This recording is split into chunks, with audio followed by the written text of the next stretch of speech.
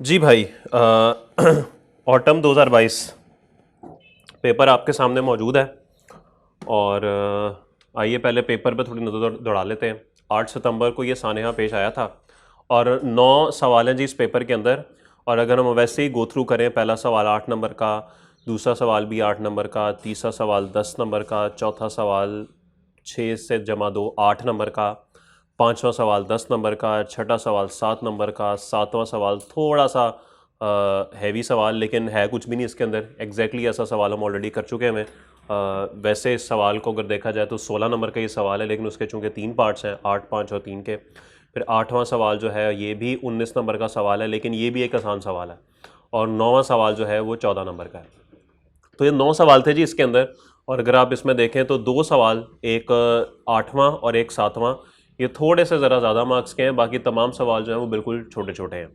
ये बात आपको मैंने सेशन के बिल्कुल स्टार्ट में बता दी थी कि दुआ कीजिएगा कि आपको ज़्यादा सवाल कम मार्क्स के हैं, क्योंकि जो सवाल होते हैं ज़्यादा सवाल कम मार्क्स के वो आसान होते हैं। जो सवाल थोड़े होंगे वो फिर बताएंगे कि जी हम 20 नंबर के हैं या हम 18 नंबर के हैं। तो अभी आप खुद देख लीजिएगा। वैसे तो इस सब पेपर के अंदर कोई ऐसी बात नहीं है, क्योंकि पार्ट्स में उसने डिवाइड कर दिया तो डिफ़िकल्टी लेवल फिर भी कम हो गया। तो जैसे अगर आप क्वेश्चन नंबर 7 देखें तो पहला पार्ट 5 नंबर का है, दूसरा 8 का है, तीसरा 3 का है। तो सिंपल बातें हैं, ये भी आसान बातें हैं। पूरा सवाल जब होता है ना, उसने पूरे का नंबर इकट्ठे दिए होते हैं, वो बड़ी प्रॉब्लम हो जाती है। ठीक होगी बात। तो एक चीज़ तो ये है। अच्छा, अब सवाल इस पेपर में थ्योरी देखते हैं, थ्योरी कितने नंबर की है, एंड से आ जाए। मेरे ख्याल में 9वें का जो बी है शायद ये थ्योरी है, 4 नंबर ये हो गए। उसके बाद अगर आप लोग आएंगे क्वेश्चन नंबर 4 का ए, 2 नंबर की थ्योरी इसके अंदर है, 6 नंबर हो गए टोटल। और क्वेश्चन नंबर 2 पे आए, इसके अंदर जो पार्ट ए है ये तो प्योर थ्योरी है, टोटल 9 नंबर हो गए। और जो दूसरा है ना, इसके अंदर थोड़ी बहुत कैलकुलेशंस भी हैं, तो मैं इसलिए इसको थ्योरी में शामिल नहीं करूंगा, क्योंकि ये असल में कैलकुलेशंस की एक्सप्लेनेशन है आगे। ओके, तो इसलिए इसको थ्योरी में शामिल नहीं करेंगे हम, क्योंकि इसके साथ कैलकुलेशन में है। तो जो प्योर थ्योरी है भाई वो 9 नंबर की थ्योरी है। तो इसका मतलब है कि थ्योरी इज़ वेरी इंपॉर्टेंट। और मेरे ख्याल में जब हम ये थ्योरी देखेंगे अभी थोड़ी देर में, तो आपको ये बात पता लग जाएगी कि ये थ्योरी कोई वैसी नहीं है कि जी आप पूरी पूरी किताब को रट्टा मार के चले जाएं। ये वो मेन कॉन्सेप्ट्स हैं जो कि आपको पहले से ही पता है। तो आप ऐसा नहीं है कि बिल्कुल ही ब्लैंक बैठे होंगे, आपको ये बातें पता है, आप कुछ ना कुछ इसमें लिख ही आएंगे और 9 में से कोई 7 नंबर आप ले ही सकेंगे। चलिए जी, खैर हम शुरू करते हैं। पहले सवाल पे आइए, ऑर्डर में शुरू करते हैं। Answer in black pen only. ये कुछ इंस्ट्रक्शंस हैं, चलें मौके की मुनासबत से आपको बता भी देता हूँ। पेपर आपको पता है जी ब्लैक पेन से करना होता है, ब्लू की तो बिल्कुल इजाज़त नहीं है। 9 सवाल हैं जी, तो आपने हर सवाल जो है वो नए पेज से शुरू करना होता है। पार्ट्स मेरे ख्याल में सेम पे शुरू हो सकते हैं। अगर एक क्वेश्चन का ए पार्ट है या बी पार्ट है तो वो सेम से शुरू हो सकते हैं, लेकिन इस बारे में भी कोई मुतज़ाद राय हैं। बेहतर यही है कि अगर किसी सवाल के एक से ज़्यादा पार्ट्स हैं तो वो पार्ट्स भी आप नए पेज पे ही ले जाएं। ठीक है, अगर 9A है और उसके बाद आपने 9B करना है तो B के लिए नया सफ़ा ले लें, ताकि बेहतर यही होता है। खैर एनीवेज, 15 मिनट रीडिंग टाइम। उस रीडिंग टाइम में आपने सिर्फ इस पेपर की रिक्वायरमेंट्स देखनी है, इससे ज़्यादा कुछ नहीं देखना। ठीक है, और रिक्वायरमेंट से ही आपको अंदाज़ा हो जाएगा कि ये सवाल किस टॉपिक का है। सवाल की रिक्वायरमेंट देख के, सवाल का साइज देख के पता लग जाता है कि सवाल आसान है कि मुश्किल है। तो इट्स बेटर के पहले 15 मिनट में से 2-3 मिनट में यह बात डिसाइड कर ली जाए कि पहले कौन सा सवाल करना है। सवाल नहीं पढ़ना, बस रिक्वायरमेंट पढ़नी है। तो जो भी रिक्वायरमेंट आप पढ़ के फैसला करें कि ये सवाल है, तो पहले 15 मिनट के अंदर, जो बाकी आपके पास 13-14 मिनट बचेंगे, उसमें आपने उस सवाल को इस तरीके से पढ़ लेना है, इस तरीके से दिमाग में उसका मैप बना लेना है कि जैसे ही 9:15 बजे आपको पेन और वो आंसर शीट मिले, आंसर शीट मिले, पेन तो आपके पास ही होता है, आंसर शीट मिले तो आप फ़ौरन लिखना शुरू कर दें। अफेक्टिवली जो 3 घंटे का टाइम है वो 9:15 से शुरू होता है। और अगर आप मिसाल के तौर पे पहला ही सवाल उठाते हैं जो कि 8 मार्क्स का है, तो इसको करने के लिए कितना वक्त चाहिए, आप इसको 1.8 से करेंगे मल्टीप्लाई। ये बनते हैं तकरीबन 14.4 मिनट्स। लेकिन आपने ये सवाल अपने पहले 15 मिनट रीडिंग टाइम में प्लान कर लिया होगा, और ये 14 मिनट जो हैं ये आप कम करके 5-6 मिनट पे ले आएंगे। यानी जो 10 मिनट इस सवाल को सोचने के थे वो आपने रीडिंग टाइम में ही इस्तेमाल कर लिए, तो 10 मिनट इस सवाल को बच गए, वो 10 मिनट आपने बाकी किसी दूसरे सवाल को देना है। याद रखिएगा कि इसमें जो क्वेश्चन नंबर 7 है प्रोसेस कॉस्टिंग का, वो देखने में ही थोड़ा लंबा सवाल है, कभी भी लंबे सवाल को पहले हाथ नहीं डालता है। उससे होता क्या है कि पहला सवाल अगर आप लंबा उठा लेते हैं, आप तो ये सोच के उठाते हैं चलो यार मुश्किल सवाल पहले निकल जाएगा। प्रॉब्लम क्या आ जाती है कि ये सवाल है तकरीबन 8 जमा 5 जमा 3 16 नंबर का। हाँ, और इसको करने के लिए आपके पास है तकरीबन 29 मिनट। तो सर ये सवाल ना 29 मिनट में होगा नहीं, ये सवाल ना आपके कोई 36-37 मिनट ले जाएगा। तो जब ये सवाल पहले ही सवाल 36-37 मिनट ले जाएगा ना, और आप 7 मिनट नेगेटिव में चले जाएंगे, तो ये बात आपको ना थोड़ा सा पैनिक कर देगी। और जब आपको पैनिक कर देगी तो बस यही तो नहीं करना हमने पेपर में, पैनिक नहीं होना। तो इसलिए कभी भी बहुत मुश्किल सवाल और कभी भी बहुत आसान सवाल मेरी जाती राय के मुताबिक है ना उठाया करें।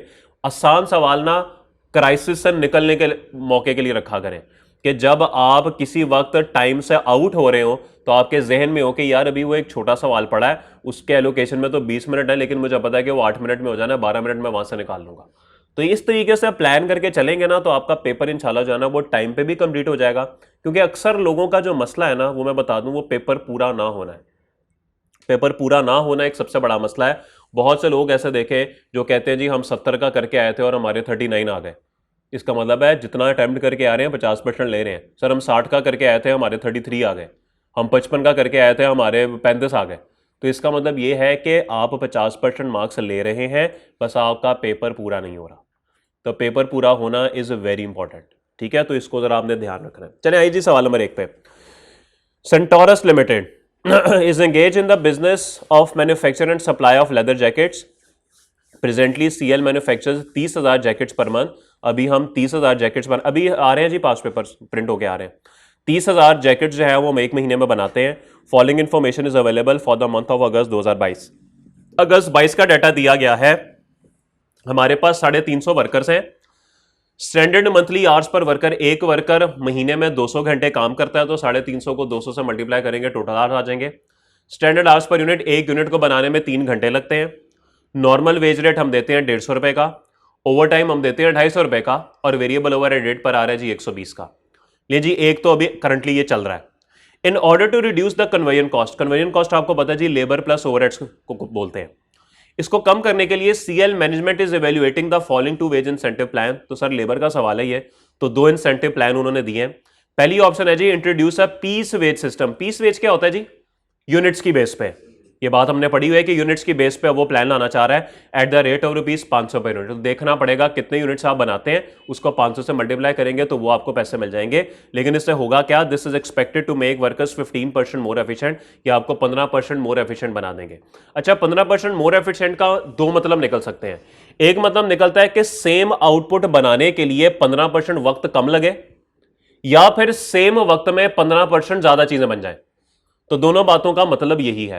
ओके, तो सेम वक्त में 15% चीजें ज्यादा बने, या फिर दूसरा तरीका क्या है जी, सेम चीजें 15% कम वक्त में बने। और दूसरा तरीका क्या है जी, ऑप्शन क्या है, introduce a bonus of ₹50 per unit if a unit is completed with in 90% of standard time. अगर स्टैंडर्ड टाइम के 90% में आप चीजें बना लेते हैं ना, यानी 10% आप चीजें जो है वक्त बचा लेते हैं, तो आपको 50 पर यूनिट के हिसाब से मिलेगा। It is expected that after introduction of bonus के बाद 70% units will be completed with in 90% of standard time.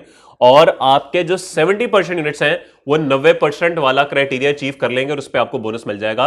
Evaluate the above option and advise the most beneficial plan. और आपको क्या करना है जी, बेनिफिशियल प्लान निकालना है। लेकिन सवाल को प्लान कर लेते हैं। मेरे पास 3 ऑप्शन हैं। एक ऑप्शन है जी जो एग्जिस्टिंग चल रही है, एक ऑप्शन 1 उसने दी, एक ऑप्शन 2 उसने दी। एग्जिस्टिंग में मुझे बता दें कि अगर एग्जिस्टिंग की मैं कन्वर्जन कॉस्ट निकालना चाहूं तो एग्जिस्टिंग की कन्वर्जन कॉस्ट कैसे निकलेगी? सबसे पहले तो मुझे यह देखना पड़ेगा कि सवाल में जो उसने मुझे रेट दिया हुआ है वो पर आवर दिया हुआ है, normal, over time, variable overhead. तो सबसे पहले तो भाई मुझे यह देखना है कि मैंने बनानी है 30,000 जैकेट्स पर मंथ। तो इस 30,000 जैकेट्स पर मंथ बनाने के लिए मुझे कितने घंटे चाहिए? ऐसे ही है। तो अगर 30,000 जैकेट्स के मैं घंटे निकालना चाहूं तो 30,000 एक को बनाने में 3 घंटे लिखा हुआ ना सवाल के अंदर, तो टोटल 90,000 आवर्स मुझे चाहिए। क्या आपको यह बात समझ आती है? ओके, अब सवाल यह है कि जो मेरे वर्कर्स हैं वो वर्कर कितने हैं जी?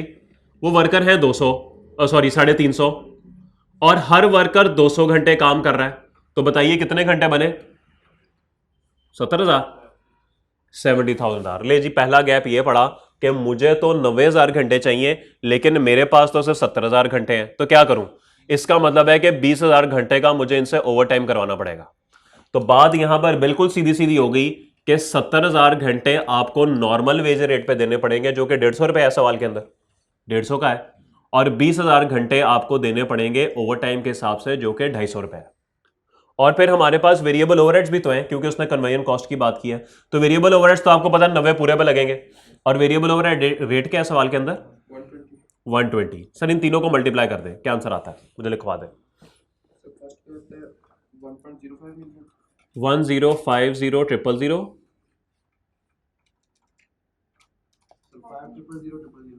5 मिलियन जी।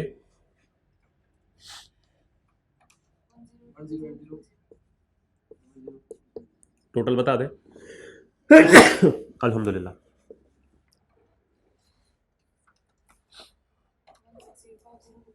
1685 ले जी। ये जो अभी चल रहा है ना ये उसके हालात हैं। ओके अभी आ रहे हैं, प्रिंट होके आ रहे हैं। ओके उसके बाद सजादे ने हमें ऑप्शन बताइए जी। पहली introduce a piece wage system at the rate of 500 per unit. लें जी, पीस वेज सिस्टम में क्या करना पड़ेगा? इसमें तो मेरे भाई आपको ये बात पता है कि हमारा जो कैलकुलेशन होती है वो यूनिट्स की बेस पे होती है, तो काम ही सीधा हो गया। तो सर हमें तो पता है कि हमने 30,000 यूनिट्स बनाने हैं और 30,000 यूनिट्स पे हमें 500 रुपया पर यूनिट पे करना पड़ेगा। ये तो बात ही सीधी सी हो गई। बताइए 15 कितना, 150 के 15 मिलियन? 15 मिलियन। ले जी, वेरिएबल ओवरहेड्स प्रॉब्लम पड़ेगी वेरिएबल ओवरहेड्स में, क्योंकि वेरिएबल ओवरहेड्स का रेट तो मुझे पता है कि 120 है, लेकिन मुझे वेरिएबल ओवरहेड्स के आर्स नहीं पता। आर्स नहीं पता ना, क्यों नहीं पता? उसकी वजह यह है कि आर्स में वो बोलता है कि this is expected to make workers 15% more efficient. Worker 15% efficient हो जाएंगे। मसला क्या है? मैंने आपको दो बातें बताई थी। एफिशिएंट होने का मतलब यह है कि सेम चीजें कम वक्त में बने या सेम वक्त में ज्यादा चीजें बन जाए, दोनों ही एफिशिएंसी होती है ना। ओके अब सवाल यह है मैं यहां पे क्या चीज रिज्यूम करूं? सेम वक्त में ज्यादा चीजें या उतनी चीजें कम वक्त में? उतनी चीजें कम, क्योंकि मेरे पास आर्स का रेट है। आर का रेट है तो मुझे आर्स में ही एडजस्टमेंट्स करनी पड़ेंगी।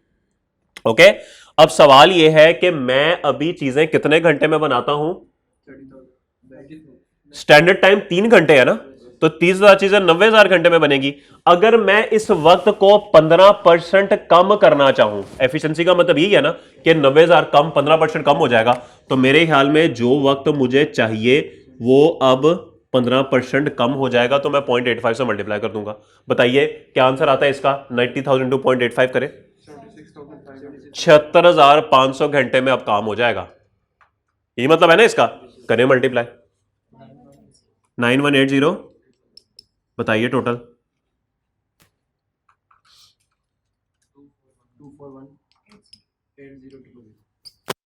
2418000। लें जी, ये दूसरी ऑप्शन आ गई, सॉरी ऑप्शन 1 आ गई। ओवरऑल ऑप्शन 2, लेकिन सवाल में ऑप्शन 1। फिर ऑप्शन 2 क्या है जी? इंट्रोड्यूस अ बोनस और ₹50 per unit if a unit is completed with in 90% of standard time. अगर आप 90% वक्त के अंदर अंदर यूनिट कंप्लीट कर लेते हैं तो फिर आपको क्या होगा जी? आपको ₹50 पर यूनिट बोनस मिलेगा। एक्सपेक्टेड है कि इसके बाद 70% यूनिट जो है वो 90% वक्त के अंदर कंप्लीट हो जाएंगे। जी क्या करना पड़ेगा? बताइए क्या करना पड़ेगा?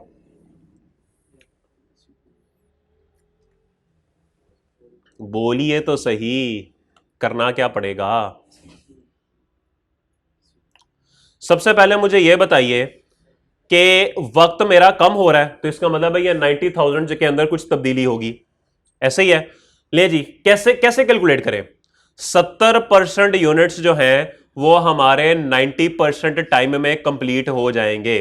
तो इसका मतलब यह है कि अगर मैं इस 90,000 का 70% ले लूं तो वो वाले यूनिट्स 90% टाइम में कंप्लीट हो जाएंगे। क्या ये बात समझ आ रही है?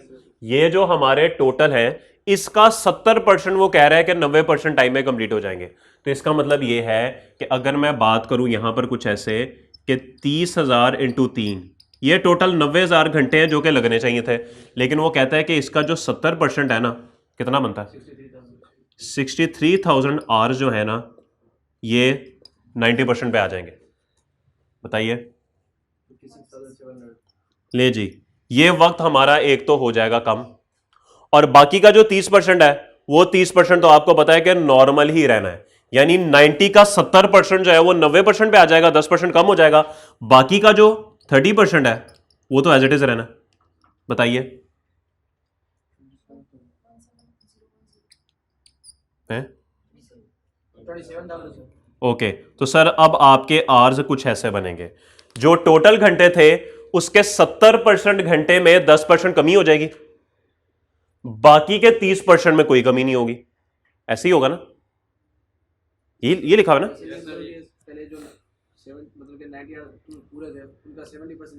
हाँ, उसने कहा ना कि 70% यूनिट्स आपके 10% कम हो जाएंगे, तो 70% हमने 10% कम कर दिए, और बाकी के बिल्कुल वैसे ही रहे। बताएं टोटल 83,700। ले जी, अब आपके टोटल आवर्स बन गए हैं, ये टोटल आवर्स बन गए हैं आपके, ये 83,700 अब आपने पे करने हैं। अब आपको पता है जी 70,000 तो आपके पास स्टैंडर्ड अवेलेबल है, ये तो आपके नॉर्मल रेट पे हो जाएंगे। रेट उसने कोई दिया है कि नहीं? सवाल में उसने कोई स्पेशल रेट दिया है कि वही 150 है? नहीं, मेरे हाल में वही 150 है। बताइए। और बाकी 13,700 जो बनेंगे वो ओवर टाइम कराना पड़ेगा आपको। 1050 और ये 13,700 इंटू 250, 3425। ठीक होगी बात? तो ये हमारा आ गया जी ओवर टाइम। कोई प्रॉब्लम? उसके बाद जी वेरिएबल ओवरहेड्स। वेरिएबल ओवरहेड्स वो तो 83,700 भी लगने, वो आपको पता है, और उसका रेट भी 120 है। बताएं। 100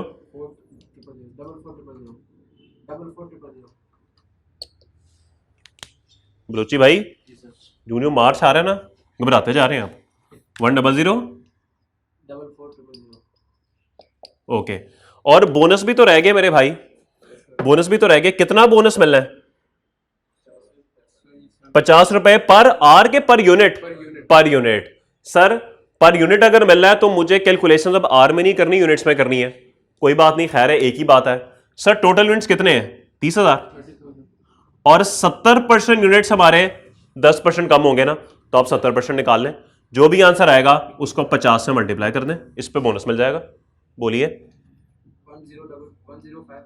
105 टोटल कीजिए चारों को।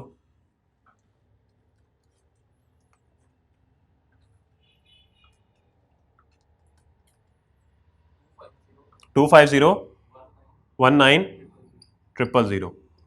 लें जी, आपके पास एक ऑप्शन ये है, एक ऑप्शन ये है, और एक ऑप्शन ये है। टोटल सबके चेक कर लें, देख लें कोई गलत मलत तो नहीं होगी चीजें। यार वैसे एक सवाल है, ये 10 जमा 10 20 और ये 25 बनता है, ये आपने 16 क्यों लिखवाया हो मुझे? हद होगी यार। करें टोटल क्या बनता है ये? सही करें, ये हो जाता है। ये पेपर में ऐसे हुआ ना तो लग पता जाएगा फिर। 10 500, 5 मिलियन, 10 800। वो यार ये तो जबानी भी हो सकता है। 10 और 10 20 और 5 25, 25 8, यार ये 26 300 बनता है। कमाल करते हैं यार आप लोग। मैं इतना बुजुर्ग हो के जबानी कर सकता हूँ, आप नहीं कर सकते। भाई तुम्हारा एफसीए के लिए अप्लाई करने लगा? नहीं अभी किया नहीं, अभी करने लगूँ, अभी तो जेन ही बनाया। एडवांस में बहुत अच्छा है। पेपर पास करें फिर। आ जाए सर, आ जाए, आप ही की क्लास है। Sir please. वालेकुम अस्सलाम।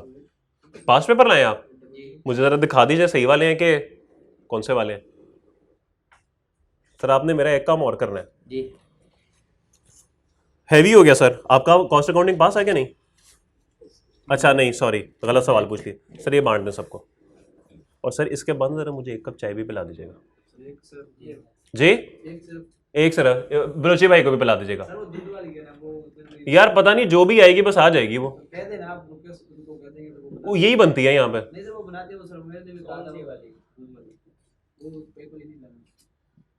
यार मेरी वही लाना जो पहले लाते हैं, टी बैग वाली। इनसे पूछ लें इन्होंने जहर मिलाने के क्या मिलाना था। अच्छा नहीं, मेरी तो टी बैग वाली आती है हमेशा। इनसे पूछ लें, ये बलोची भाई ने कौन सी पीनी है। इनकी ना जहर वाली होती है, उसमें ना जहर मिला होता है।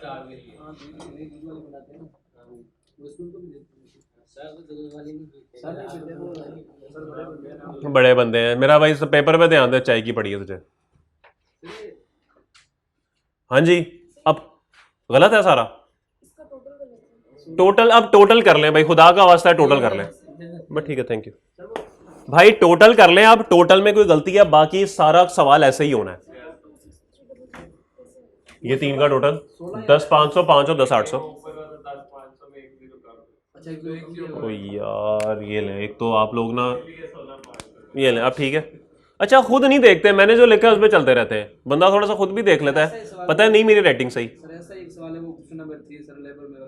भाईजान ये पूरा पेपर कॉपी पेस्ट है, पूरा पेपर कॉपी पेस्ट है, देख लीजिएगा अभी। इसमें देखें, आप सवाल में घबराते हैं प्रोसेस कॉस्टिंग से, वो भी देखें कॉपी पेस्ट है। इसलिए आपको कहता हूं पास्ट पेपर कम से कम 3 दफा किए हो ना, तो कुछ चीजें ज़हन में रह जाती हैं। एनीवेज क्वेश्चन नंबर 2 पे हैं। क्वेश्चन नंबर, ये ले मेरा भाई, क्वेश्चन नंबर 1। बलोची भाई, अगर पेपर पास किसी का ना हुआ ना, तो बता दें क्या सजा दी जाए उसे, कैद कर दिया जाए या छोड़ दिया जाए। कैद करके क्या करना है, नहीं कैद करके जरा सीधा सुधा करेंगे उनको। ये अगर कोई मुझे मंडलाता नजर आया ना कॉस्ट अकाउंटिंग की क्लास में मई के बाद, या किसी ने मुझे फोन करके कहा, खैर कहेगा तो सही, ऑब्वियसली अब ऐसे तो नहीं हो सकता, लेकिन कोशिश करें कि ना ही कहें कि सर बता दें कोई कोर्स में तब्दीली तो नहीं है, फिर मैं तब्दीली करूंगा अच्छे तरीके से। और अगर किसी ने ये कहा ना कि सर तैयारी नहीं थी, 4 चैप्टर छोड़ दिए थे, ये हो गया था, तो वो तो फिर बच्चे मेरे से। क्यों भाई, किधर है तुम्हारा दोस्त? बोल रहा था आएंगे, ये गोलीबाज है उसामा। उसामा इंसान बनो तुम अगर मुझे नजर आए ना इधर, फिर देखना तुम। ओके जी, आइए सैचर्न पे चलते हैं, फिर उसके बाद प्लूटो पे भी जाएंगे। सैचर्न लिमिटेड इंपोर्ट्स रॉ, यार ये इतना आसान सवाल है ना कि शर्मिंदगी हो रही है मुझे कराते हुए, इसमें काफी सवाल कराते हैं मुझे शर्मिंदगी होगी। Saturn Limited imports raw material M1 for manufacturing of its products. Following data relating to M1 has been extracted from SL data record. Maximum usage, minimum usage, average consumption in a month. अच्छा average consumption वैसे अगर आप देखेंगे ना तो 5,000 जमा 3,000 divide by 2 4,000 निकलती है, लेकिन अगर उसने आपको 3750 दे दिया ना तो उससे लड़ाई नहीं कर बैठनी कि नहीं ये तो 4 बनती है, तुमने क्यों 3750 लिखा है। उसने जो लिखा है ना बस फिर एवरेज वही है। Okay, maximum lead time, minimum lead time, इसमें उसने एवरेज लीड टाइम नहीं दिया हुआ तो वो एवरेज नॉर्मल तरीके से निकाल लें। Briefly explain the meaning of lead time and stock out cost. हाँ जी, क्या आपको पता है लीड टाइम क्या होता है? क्या होता है? ऑर्डर टाइम से लेकर डिलीवरी टाइम तक के दरमियान का जो फर्क होता है। और स्टॉक आउट कॉस्ट क्या होती है? अगर आपके पास स्टॉक मौजूद नहीं है और आपके पास एक ऑर्डर आया है तो आप वो कंट्रीब्यूशन नहीं कमा पाएंगे जो कमा सकते थे, इसको बोलते हैं stock out cost. Compute the following with brief explanation of why it is necessary for SL to maintain these level of inventories. इनको कंप्यूट करें और कंप्यूट करने के बाद थोड़ा सा बस एक्सप्लेन कर दें कि क्यों ये मेंटेन करना जरूरी है। सबसे पहले आता है जी रीऑर्डर लेवल। मुझे बताइए रीऑर्डर लेवल जो है वो कैसे कैलकुलेट हो सकता है जी? हाँ, maximum usage into maximum lead time. तो मैक्सिमम यूजेज है जी 5,000 और मैक्सिमम लीड टाइम है जी 4, तो 20,000 इज द रीऑर्डर लेवल। थोड़ा सा जरा बता दें भाई क्यों करना है इसे, ये रीऑर्डर लेवल डिटरमिन करना क्यों जरूरी होता है? ताकि हमारा स्टॉक आउट ना हो। एक ऐसे तरीके से हम रीऑर्डर इस लेवल पे आके रीऑर्डर हम करें कि ना तो हमारा स्टॉक आउट हो और ना हमारे पास कोई होल्डिंग कॉस्ट बहुत ज्यादा हो। तो उस चीज को बैलेंस रखने के लिए, उस कॉस्ट को मिनिमम रखने के लिए हम ये हरकतें कर रहे होते हैं। उसके बाद है जी मैक्सिमम इन्वेंटरी लेवल। जी मैक्सिमम इन्वेंटरी लेवल का फॉर्मूला आपको याद है जी मेरे भाई? ये हालात है हमारे, अभी मार्च आने लगा परसों। रीऑर्डर लेवल बस ठीक है, फॉर्मूला आपको पता है। और मेरे ख्याल में आप ईओक्यू तो सवाल में मौजूद नहीं है, minimum usage minimum lead time वाली बात कुछ थी। फॉर्मूला अगर आप देखेंगे तो उसका जो एक फॉर्मूला था वो minimum usage into minimum lead time bracket में होता था, रीऑर्डर लेवल करके था कुछ, मिनिमम टाइम। तो आप उस फॉर्मूला से ये बात जो है वो कर सकते हैं। ठीक है, तो बार फॉर्मूला है, वैल्यूज पुट करनी है, वो तो आप कर ही लेंगे। तो क्या होता है मैक्सिमम इन्वेंटरी लेवल? जरा एक्सप्लेनेशन की भी बात कर लें, क्या होता है भाई? इससे ऊपर नहीं लेके जाना वरना अंत मच जाएगी। ठीक है, अंत मच जाएगी। जैसे आप लोग माशाल्लाह बड़ी ईद पे क्या करते हैं जी, 6 बकरे किए तो 6.25 बकरे अपने फ्रीजर में घुसाने की कोशिश करते हैं। तो ये मैक्सिमम से आप बहुत, आपने कोई नहीं मचा दी है, मैक्सिमम से बहुत ऊपर चले गए आप, तो ये नहीं करना आपने बस जो है वो एक इत्तदाल रखना है। Safety stock level. हाँ जी, सेफ्टी स्टॉक क्या होता है? सेफ्टी स्टॉक सर मतलब कि अगर हम यूनिट्स इतने जो हम रखें ताकि इमरजेंसी में हो, हाँ, इमरजेंसी में अगर कोई बहुत ज़्यादा अनएक्सपेक्टेड डिमांड आ जाए तो आपके पास ये यूनिट्स होने चाहिए। ठीक हो? ओके मैन, आए प्लूटो पे चलते हैं। कितने सैयारे हैं दुनिया में? दुनिया में नहीं, सॉरी, कायनात में। कौन कौन से, नाम बता मेरा भाई। और ठहर जा, हाँ ये ऑनलाइन में सुन। हाँ बोल बोल बोल बोल, जल्दी बोल, जल्दी बोल। Mercury, Venus, Earth, Mars, Jupiter, Saturn, Uranus, Neptune, Pluto. हम कहाँ रहते हैं? हम जुपिटर में रह रहे हैं। आजकल हम अर्थ में हैं। ओके, मरकरी जी। छठी क्लास में याद होते जिंदगी के आसार कौन से सैयार, कौन से, किस सैयारे, किस प्लेनेट पे है जिंदगी के आसार? अमेरिका वाले कहते हैं मरकरी, वीनस, अर्थ, मार्स। अच्छा, वो जो दूर वाला है, सिर्फ मार्स पे जिंदगी के आसार हैं। अच्छा, वैसे मेरे जहन में कभी कभी मेरे जहन में ख्याल आता है, जहन में आता है, दिल में नहीं, जहन में आता है। वो दिल वाली बात है, मैं जहन वाली बात करूं कि अगर दूसरे सैयारे पे जिंदगी होती तो हो सकता है वो उन कंडीशंस के मुताबिक होती। और मेरे ख्याल में, ये मेरा अपना जाती ख्याल है, बिल्कुल इस पर मैं कोई ऐसी बात तो नहीं वो कर रहा, हो सकता है कि इंसानों के अलावा और कोई मखलूक हो ही ना, क्योंकि अगर होती तो कुरान में लाजमी जिक्र होता। कुरान में तो बस ये जिन्नात वगैरह का जिक्र है, बलोची भाई वगैरह का जिक्र है, और तो किसी का जिक्र ही नहीं। तो अगर होती तो ज़रूर होता उसके अंदर, उसमें तो नहीं लिखा हुआ ऐसी बात, कम अज़ कम मेरी नज़रों में या मेरे इल्म में तो नहीं है। तो फिर ऐसे जब लिखा ही नहीं हुआ, जब इंडिकेशन ही नहीं, तो फ़ायदा उसे बेहतर नहीं हमको जिन जुन ढूंढ लें इधर से। जिन देखा कभी तूने? दिल महसूस किए? आया कभी? अच्छा नहीं, अभी महसूस करा देंगे। इधर ही की हमसे 3 गुना ज्यादा है, हो सकता है कॉस्ट अकाउंटिंग पढ़े हो, हु नोस। हो सकता है उनका भी इधर खड़ा होकर कॉस्ट अकाउंटिंग पढ़ा रहा हो, हु नोस, किसी को क्या पता। हो सकता है मैं ही बेस बदल के आ गया हूं। प्लूटो पे है। क्वेश्चन नंबर 3 जी मेरे भाई, रिक्वायरमेंट पढ़ लें। For each of the above events briefly explain whether they would independently result in overheads का सवाल। ओवरहेड का सवाल ना आसान भी हो सकता है, मुश्किल भी हो सकता है, लेकिन ये सवाल ना सिर्फ आपको, अगर फॉर्मूलाज आपके ठीक है ना ओवरहेड्स के, और कॉन्सेप्ट आपका ठीक है, सवाल आप कर लेंगे। करते हैं जी सवाल। Pluto Limited manufactures a single product ZAA and operates at a normal capacity of, normal capacity आ गई, दिमाग में घंटियां बज रही हैं, 45,000 मशीन आवर पर annum, which is 90% of its full capacity. Normal capacity 45,000 है, लेकिन शायद हम अभी 90% पे काम कर रहे हैं। PL uses absorption costing method to manage its cost. Following information has been extracted from PL's prior year record. पिछले साल का डाटा है भाई। एक्चुअल प्रोडक्शन हुई थी 44,000, अंडर एब्जॉर्ब्ड ओवरहेड थे 4,20,000 के, और फिक्स्ड ओवरहेड एब्जॉर्प्शन रेट था 200 पर मशीन आवर। सवाल मेरा ये है, ये डाटा इसने आपको ना टेढ़ा मेढ़ा करके दिया है, क्या आप यहां से बजटेड ओवरहेड निकाल सकते हैं? उसने आपको फिक्स्ड ओवरहेड एब्जॉर्प्शन रेट भी दिया है, उसने आपको ये भी बता दिया, ऊपर देखें मशीन आवर कितने हैं, किस बेस पे ये निकला होगा, तो यहां से आप ओवरहेड निकाल लेंगे। मैं वैसे ही बता रहा हूं, निकालने नहीं है अभी, अभी मुझे नहीं पता सवाल में क्या कर रहे हैं, मैं तो वैसे बता रहा हूं कि सवाल में उसने आपको बजटेड ओवरहेड्स नहीं दिए, लेकिन उसने आपको एब्जॉर्प्शन रेट दे दिया। अब आपको पता है कि सवाल में जब नॉर्मल कैपेसिटी दे दी जाती है तो पहली प्रायोरिटी हमारे लिए नॉर्मल कैपेसिटी ही होती है एब्जॉर्प्शन रेट निकालने के लिए, ऐसे ही है। तो इसका मतलब है कि ये जो 200 पर मशीन आवर का एब्जॉर्प्शन रेट है, ये 45,000 मशीन आवर की बेसिस पे निकला होगा। तो अगर आप 45,000 को 200 से मल्टीप्लाई कर देंगे, क्या आपके पास बजटेड ओवरहेड नहीं आ सकते? बिल्कुल आ सकते। नहीं, 90 क्यों लेंगे सर? आपकी नॉर्मल कैपेसिटी पे निकलता है एब्जॉर्प्शन रेट, 90 क्यों लेंगे आप?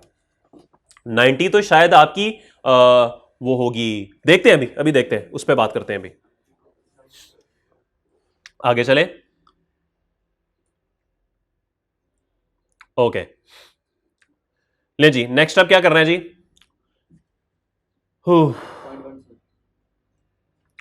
PL has a policy of revising its fixed overhead absorption rate for each year on the basis of prior year's actual result. तो भाई क्या है जी, हमारी पॉलिसी क्या है? हम हर साल अपना एब्जॉर्प्शन रेट रिवाइज करते हैं पिछले साल के एक्चुअल ओवरहेड्स की बेसिस पे। यानी इसका मतलब यह है कि जो अगले साल के बजटेड ओवरहेड्स होते हैं वो पिछले साल के एक्चुअल होते हैं, वहां से हम बात शुरू करते हैं। ड्यूरिंग द करंट ईयर, अब इस साल की बात कर रहा है, following events took place. There was an unexpected increase in demand of ZAA due to which PL utilized its excess production capacity to manufacture maximum units of ZAA. Further, the factory workers were paid overtime of 1.2 million for additional hours work during the year. Capacity को हमने increase किया और साथ ही साथ factory workers को over time भी पे किया 12 लाख रुपए का, क्योंकि उन्होंने मजीद काम किया था। ठीक है जी। The government announced an increase in taxes on electricity which increase PL's cost by ₹3 lakh. Pakistani हुकूमत लग रही थी, हुकूमत के बिजली के ऊपर उन्होंने टैक्स लगा दिया, और टैक्स लगाने के बाद क्या हुआ भाई, बिजली की कीमत बढ़ गई।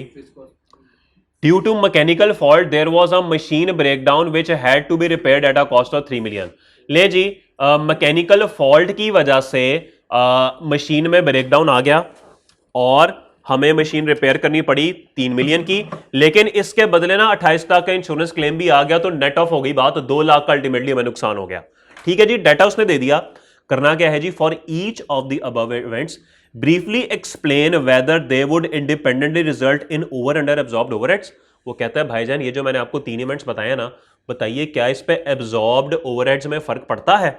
आइए देखते हैं, दोबारा पढ़ते हैं। पॉइंट 1 में वो कहता है कि डिमांड हमारी बढ़ गई, जिसकी वजह से हमारे प्रोडक्शन कैपेसिटी जो है वो ज़्यादा करनी पड़ी। तो मुझे बताइए क्या प्रोडक्शन कैपेसिटी ज़्यादा करने से हमारी एब्जॉर्ब्ड ओवरहेड्स पे फर्क पड़ता है? क्यों नहीं पड़ता सर? कैपेसिटी बढ़ाएंगे तो क्या नंबर ऑफ यूनिट ज़्यादा नहीं होंगे? तो जब नंबर ऑफ यूनिट ज़्यादा होंगे तो क्या एक्चुअल प्रोडक्शन ज़्यादा नहीं होगी? और अगर एक्चुअल प्रोडक्शन ज़्यादा होगी तो अप्लाइड ओवरहेड्स क्या होते हैं भाई? पर ओवरहेड एब्जॉर्प्शन रेट को आप एक्चुअल प्रोडक्शन से मल्टीप्लाई करते हैं ना, तो जब वो ज्यादा होगी तो अप्लाइड ओवरहेड ज्यादा होंगे। जब अप्लाइड ओवरहेड ज्यादा होंगे तो फिर आपको पता ही है अंडर ओवर तो फिक्स्ड और अप्लाइड के डिफरेंस से निकलते हैं, तो अप्लाई में अगर तब्दीली होगी तो अंडर ओवर में भी तब्दीली होगी। और बोले तो सही बलोची भाई, 3 नंबर एवं ही नहीं आ जाते, फिर पेपर पे आ जाते 48, फिर याद आता है हो काश 3 नंबर कर लिए होते। क्यों, क्या नाम है मेरे भाई का? मुजम्मिल। किधर है तुम्हारा दोस्त? वो साथ वाले किधर है? आजादार। तो ये सारे एक जैसे हैं। अब तुम्हें समझ आई? देखो तुम रेगुलर आते रहो, इनके साथ बैठते रहो, और देख एन मौके पे आके तुम्हें धोखा देंगे। और ये होते ही ऐसे हैं, और फारग कराओ इन्हें, ये फारग है सारे। देख रहे हो उसामा, सुन रहा है, दिल ही दिल में फजूल बातें भी बोल रहा है। सौरभ जी मैसेज देखिए, मैं लेक्चर करेगा तुझे मैसेज करेगा, देख मैं तेरा पक्का दोस्त हूँ, देख मैं तेरा दोस्त हूँ, सर नहीं, मैं तेरा दोस्त हूँ। देखिए तुझे ऐसे कहेगा, ओके? अभी मैसेज करेगा जब ये लेक्चर देखेगा ना यूट्यूब पे, कहेगा तुझे फोन करके। मुश्किल ही देख के नहीं, कुछ शायद देख लें, कुछ जिनमें थोड़ी बहुत होगी देख लेंगे, पास करने की उमंग। Okay, factory workers were paid overtime of ₹1.2 million for additional hours work during the year. Factory workers को 12 लाख रुपए का ओवर टाइम पे किया गया। हाँ जी बताइए सर, ये तो लेबर कॉस्ट में आएगी बात, ये ओवरहेड्स तो नहीं है। तो अगर ओवरहेड नहीं है तो फिर अंडर ओवर एब्जॉर्ब पे फर्क भी कोई नहीं पड़ेगा। ओके ठीक है, लेबर कॉस्ट है ना, ओवर टाइम की कॉस्ट लेबर कॉस्ट में नहीं जाती, तो अगर लेबर कॉस्ट में जाती है तो ओवरहेड्स में तो नहीं जाएगी ना। तो उसने पूछा है एब्जॉर्ब्ड ओवरहेड्स पे कोई फर्क पड़ेगा? इसका तो कोई नहीं पड़ेगा, लेबर की वजह से तो नहीं पड़ता, वो पड़ेगा। मैं दूसरा पॉइंट की बात कर रहा हूं, ओके, जो उसका दूसरा हिस्सा है। एक्सेस प्रोडक्शन का पड़ेगा, लेबर कॉस्ट का नहीं पड़ेगा। बस एक्सप्लेन उसने कहा है कि बता दें इनमें से किस किस का एब्जॉर्ब्ड ओवरहेड पे फर्क पड़ेगा। पॉइंट 2, बिजली का तो पढ़ना ही है, तो ओवरहेड्स है, तो सिंपल है। और तीसरे में रिपेयर है जी, रिपेयर भी आपको पता है मशीनरी है, ये भी फर्क पड़ेगा, लेकिन फर्क ये है कि अब यहां पे 3 मिलियन का फर्क नहीं पड़ेगा, बल्कि 3 मिलियन माइनस 28 लाख। 28 तो मिल गए ना आपको, वो तो एक्सपेंस में कमी हो गई, तो 2 लाख का नेट इंपैक्ट जो है ना वो आपके ओवरहेड्स पे पड़ेगा। ओके चलिए जी, ये तो हर बात थ्योरेटिकल टाइप की थी। बीपी आइए, compute the budgeted and actual fixed overheads of prior year and current year. हाँ जी, पिछले साल के बजटेड और पिछले साल के एक्चुअल ओवरहेड जरा निकाल दें और इस साल के भी निकाल दें। Assume that there was no other increase decrease in fixed overheads other than those mentioned above. तो इन सब के अलावा कोई भी तब्दीली जो है वो नहीं थी, बस ये जो 3 बातें उसने लिखी है ना, बस यही चेंजेस हुई अगले साल। तो सबसे पहले तो पिछले साल पे आइए, पिछले साल के बजटेड ओवरहेड्स। सवाल ये है कि बजटेड ओवरहेड्स एब्जॉर्प्शन रेट निकालने का फॉर्मूला क्या होता है? तुम रात को 2 बजे मुझे मैसेज कर रहे थे, तुम्हें शर्म नहीं आती? यार मेरी तो जागने की उम्र है, तो तुम्हें पढ़ने वाले दे दो, यही बात नहीं। मेरा सीए हो चुका हुआ है, ओए नींद नहीं आती, आई कब डराता है वो ऐसा करके है।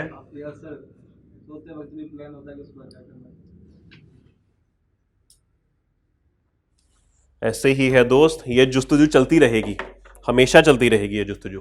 क्यों मेरे दोस्त, ऐसे ही है? परेशान लग रहे हैं मेरे भाई, जैसे जैसे 9 मार्च को पेपर है, 9 के 11 को पेपर है, 9 को तो टैक्स का है शायद।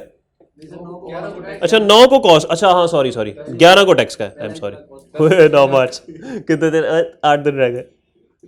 ये फरवरी महीना भी 28 का है, ये भी 31 का नहीं है। होए होए होए, अपना ज़माना याद आ गया। एम टेंशन, फजूल की टेंशन बड़ी होती थी, पढ़ना है एम ही, क्या कर लिया पढ़ के हम जी। अल्हम्दुलिल्लाह भाई की कॉस्ट पहली में थी पास, तुम लेते हो भाई को इजी, इंशाल्लाह ये ज़रूर पास होगी। तुम भी एक दिन इधर टीचर बन जाओगे आके, तुम भी ऐसे चाय में ना टी बैग निकालने की कोशिश करोगे, निकलेगा नहीं टी बैग वाली। कोई बात नहीं, जब बुजुर्गी आएगी ना सब तुम्हारे बदल जाएंगे। बहुत देर है, मैं मुझे भी लगता था बहुत देर है, ऐसे गुजरता टाइम।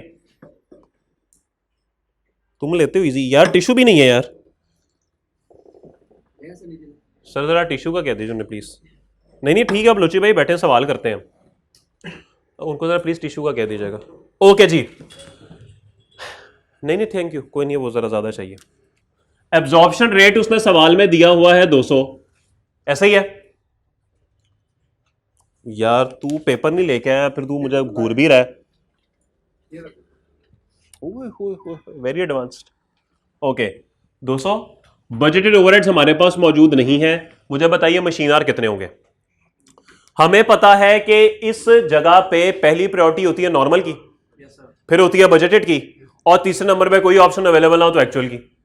अब सवाल में क्या नॉर्मल आवर्स अवेलेबल है?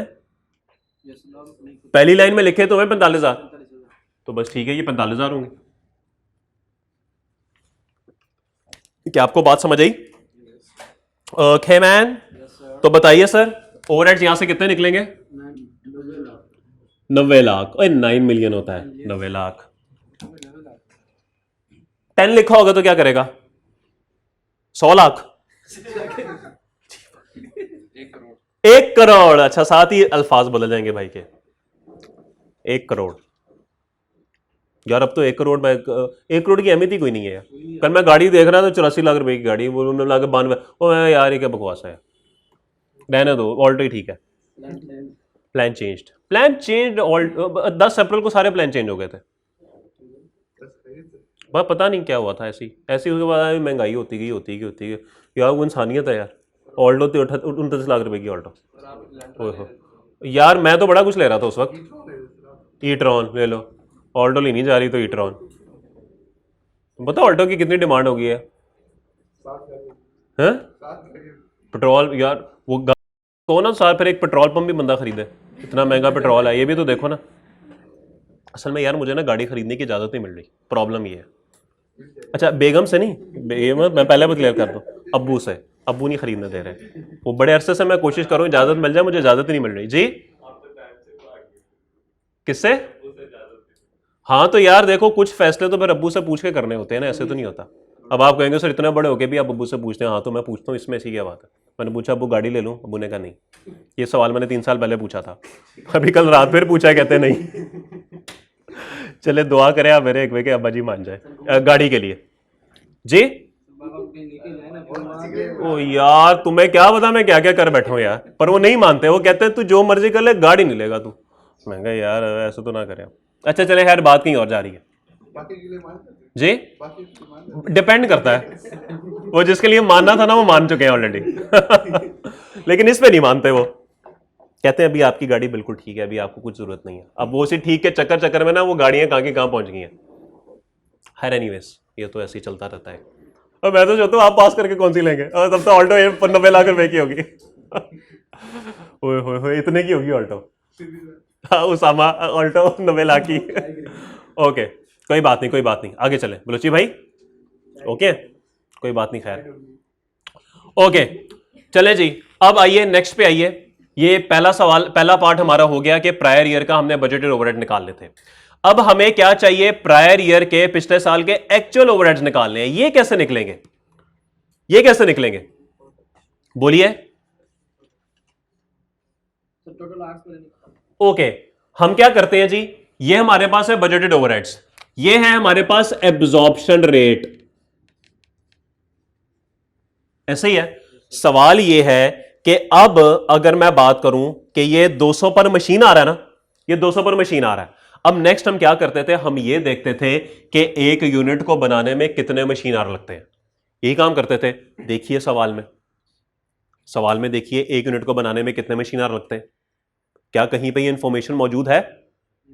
ये इंफॉर्मेशन कहीं पे भी मौजूद नहीं है। और अगर ऐसी इंफॉर्मेशन मौजूद ना हो, एज्यूम कर लें एक यूनिट को बनाने में एक ही मशीन आवर लगता, ऐसे ही है। तो सर एब्जॉर्ब्ड ओवरहेड्स हम कैसे निकालेंगे? 44,000 की एक्चुअल प्रोडक्शन है और 200 मशीन आ रहे हैं, तो एक यूनिट को एक लगता, तो इस पे कितना लगेंगे बताइए? 880000 ले जी, 8.8 मिलियन के क्या है हमारे अप्लाइड ओवरहेड्स है। ओके होगी बात। अब सर होता क्या है, होता यह है कि हम अप्लाइड ओवरहेड्स और एक्चुअल ओवरहेड्स का डिफरेंस लेते हैं और हमारे पास अंडर या ओवर एब्जॉर्ब आता है। मेरे पास तो ये अमाउंट है ही नहीं, ये अमाउंट तो है ही नहीं, लेकिन मुझे ये जरूर पता है कि मेरे अंडर एब्जॉर्ब है कि ओवर एब्जॉर्ब है? अंडर एब्जॉर्ब है 4,20,000 के। तो इसका मतलब है कि ये आंसर ऐसे है। तो यहां से आप बैलेंसिंग निकाल नहीं सकते, कितना बनता है? 93 लाख कितना जी? 9220,000 ले जी, ये आपके एक्चुअल ओवरहेड निकल है पिछले साल। ओके ओके बलोची भाई, ओके। अगले साल पे आइए। अगले साल के हमें पहले निकालने हैं बजटेड ओवरहेड्स। अगले साल के बजटेड ओवरहेड्स बताइए कितने बनते हैं? जो पिछले साल के एक्चुअल हैं वही अगले साल के बजटेड हैं। ये बात उसने बता दी, तो ये काम तो सीधा सीधा हो गया, ये अगले साल के बजटेड हो गए। अब क्या करना है जी? अगले साल के एक्चुअल ओवरहेड्स ले जी। अब ये 3 एडजस्टमेंट्स आपको करनी पड़ेंगी। इंक्रीज इन इलेक्ट्रिसिटी कॉस्ट है 3 लाख की, ये इसमें आप ऐड करेंगे, बढ़ जाएगी ना? बढ़ जाएगी। उसके बाद मशीनरी की रिपेयर कॉस्ट है कितनी है? 3 मिलियन की, ये ऐड हो जाएगी। लेबर को ओवर टाइम दी 1.2 मिलियन, ये ओवरहेड है ही नहीं, इसका तो कोई ताल्लुक नहीं है। और इंश्योरेंस क्लेम रिसीव हुआ, लेकिन ये तो आपके ओवरहेड्स में कमी करेगा। तो ये हो गई इलेक्ट्रिसिटी, ये 3 मिलियन क्या हो गया जी? रिपेयर, ये हो गया जी लेबर, और ये हो गई जी इंश्योरेंस। टोटल करें जी इसको 9720,000, ये अगले साल के एक्चुअल। ओके मैन, वैसे सवाल है वो बुक में पहला नंबर, उसमें सर ये कॉपी पेस्ट था, थोड़ी सी चेंजिंग है वो एक्चुअल से अब इतना तो फर्क होगा ही ना मेरे भाई, अब जिंदगी बिल्कुल सेम तो नहीं ना रहती। क्वेश्चन नंबर 4, ए पार्ट आप कर लेंगे, बी पार्ट पे आइए। वीनस पे चलते हैं, वीनस, मरकरी वीनस। ओके, हाँ ऐसे पिघलता क्यों नहीं वो उससे आ रहा? अरे अब समझ आई ना बात की, यही तो मैं समझाता हूं। कंप्यूट द रिवाइज, ओ तेरी है, ये भी ओवरहेड का सवाल यार, ये क्या बात हुई? एक चैप्टर से दो सवाल। Compute the revised overhead absorption rate for the production department for next year. अगले साल के लिए एब्जॉर्प्शन रेट रिवाइज कर दें। वैसे ये सवाल मुझे करवाना नहीं चाहिए, क्यों सर? नहीं ना करवाना चाहिए, शान हो गया।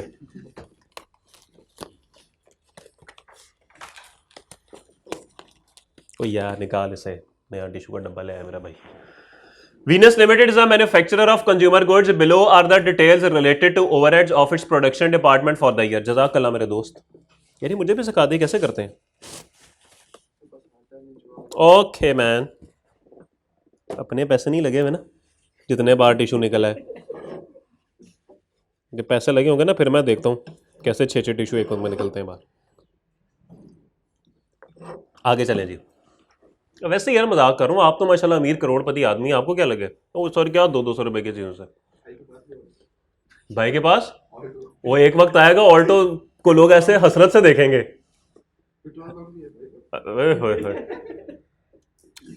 कौन सी गाड़ी है मेरे भाई के पास? नहीं है गाड़ी, बाइक है। मोबाइल कौन सा है? IPhone 14 pro max. IPhone 14 pro max, हाँ मैं बड़ा होकर आईफोन बनूंगा। Okay, Below are the details related to overheads of its production department for the year. Total machine hours available, 2500 hours पर मशीन अवेलेबल है हमारे पास, और 3 मशीनें हैं शायद 7500 घंटे। मशीन मेंटेनेंस आवर्स, एक मशीन के 150, टोटल 450, और departmental overhead absorption rate per productive machine are 850। Sir this is very important, इसने लिखा हुआ है पर प्रोडक्टिव मशीन आर, इसका क्या मतलब है? जो काम करने वाले हैं वो, जो मेंटेनेंस वाले हैं वो नहीं, मेंटेनेंस वाले नहीं उठाने, क्योंकि उसमें प्रोडक्शन तो नहीं हो रही होती। तो ये बात ज़हन में रखनी है। The management of VL has decided to replace one of its existing machines having zero book value with a new machine। ले जी, फैसला यह हुआ कि एक एग्जिस्टिंग मशीन जिसकी जीरो बुक वैल्यू है, इसको न्यू मशीन के साथ रिप्लेस करना है, और न्यू मशीन हमारी होगी 12 लाख रुपए की, और उसकी यूजफुल जिंदगी होगी 10 साल की। The machine will be available for use from the beginning of next year and is expected to run for 2500 hours during the next year। ले जी, अगली मशीन जो है वो अगले साल के शुरू में ही आ जाएगी और 2500 घंटे चलेगी। तो शायद, हाँ ठीक है, ओके हो गया, लेकिन इस 2500 के अंदर 80 आवर्स हैं मशीन को सेटअप करने के लिए और 110 घंटे हैं मेंटेनेंस के लिए, लेकिन ये दोनों ही शायद प्रोडक्टिव नहीं है। तो प्रोडक्टिव आवर्स तो कुछ और हो जाएंगे। The estimated overheads for the year related to the new machine are given below। नई मशीन के estimated overheads, consumption per hour 180, maintenance cost 2 lakh और indirect labour cost 50,000। It has also been decided that from the beginning of next year, one of the managers from another department will be moved to the production department for monitoring the line efficiency। The manager's salary is 30,000 per month। Compute the revised overhead absorption rate for production department for next year। जी क्या करना चाहिए हमें इसके अंदर? जी हमें क्या करना पड़ेगा? हमें सबसे पहले एग्जिस्टिंग ओवरहेड्स निकालने पड़ेंगे। बजटिंग ओवरहेड्स वो कितने हैं मुझे बता दें जरा। एग्जिस्टिंग ओवरहेड्स आप कैसे निकाल सकते हैं? सर ये सवाल भी ना कुछ पिछले सवाल जैसा ही है। उसने आपको पहले टेबल में डिपार्टमेंटल ओवरहेड एब्जॉर्प्शन रेट दिया हुआ है 850 का, ऐसे ही है।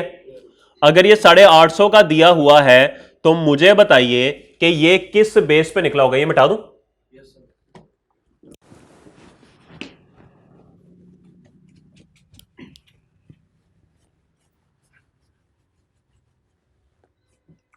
बिल्कुल देखिए, एब्जॉर्प्शन रेट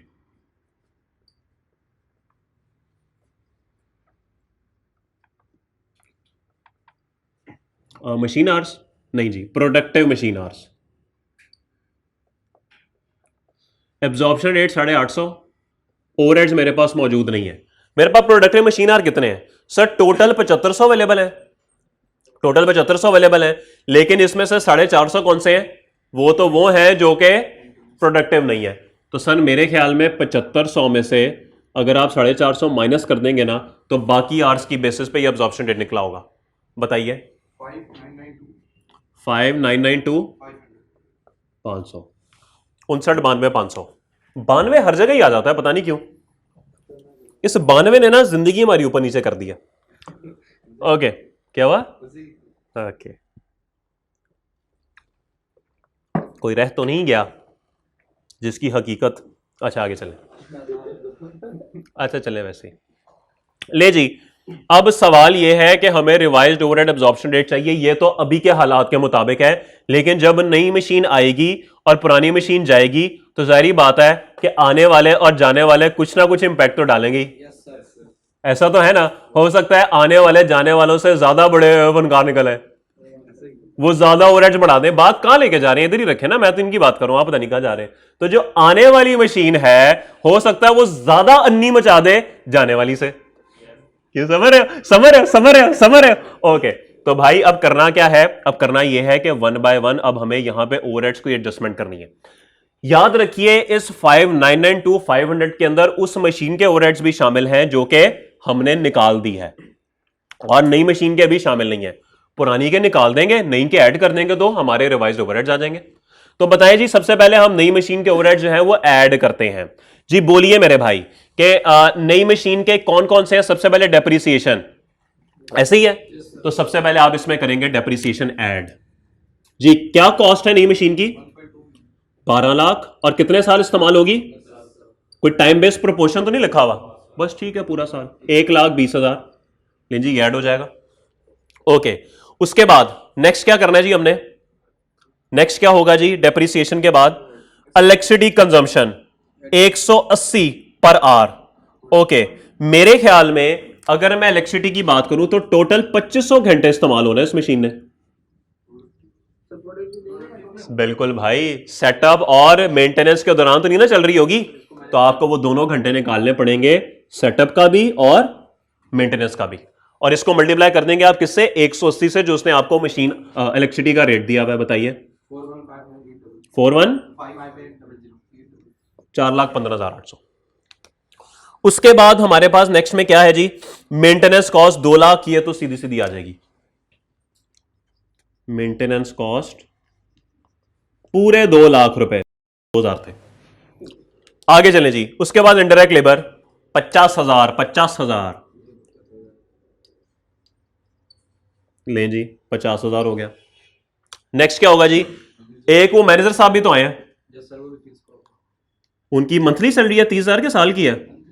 अच्छा, तो 12 से मल्टीप्लाई कर दें, बोलिए 3,60,000। और कोई हमारी कॉस्ट जो नई मशीन के आने से हो रही हो, ओके ले जी। अब इसमें से हमें लेस करना पड़ेगा वो कॉस्ट जो कि पुरानी मशीनरी की है। कितनी होगी पुरानी मशीनरी के, कितने ओवरहेड्स होंगे सर? तीनों के सेम ही है, इसको डिवाइड बाय 3 कर दें, यही कर सकते हैं ना, और तो कोई ऑप्शन ही नहीं है। तो सर जो हमारी जाने वाली मशीन है,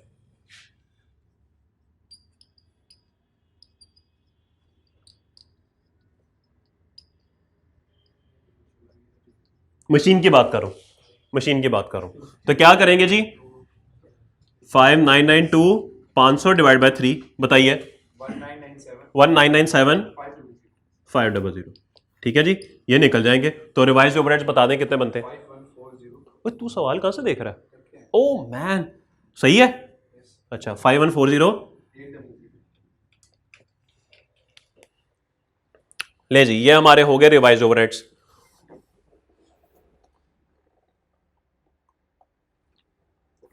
जी मेरे भाई, आर्स कैसे निकालेंगे, रिवाइज्ड आर कैसे निकालेंगे? टोटल प्रोडक्टिव आवर्स अभी कितने हैं, 7500 माइनस 750, 450, सॉरी। अभी मेरे पास जो आवर्स है एग्जिस्टिंग वो है 7500 माइनस 450, कितने बनेंगे? इस पे भी यही हरकत करनी है, नए वाले के ऐड कर दें, पुराने वाले के निकाल दें। तो नए वाले के प्रोडक्टिव कितने बनेंगे सर? 2500 में से सेटअप निकाल दें और मेंटेनेंस निकाल दें, कितने बने? 2310 ऐड हो जाएंगे और ओल्ड के लेस कर दें, कितने बनेंगे भाई? वही वाली बात, 7050 अगर 3 के हैं तो डिवाइड बाय 3 कर दें, 2350, ये लेस कर दें, बताइए 7010। अब आपने क्या करना है, इसको इससे डिवाइड करना है, आपके पास रिवाइज रेट आ जाएगा, खत्म हुई बात। और आप वीनस पे छलांगे लगाते फिर।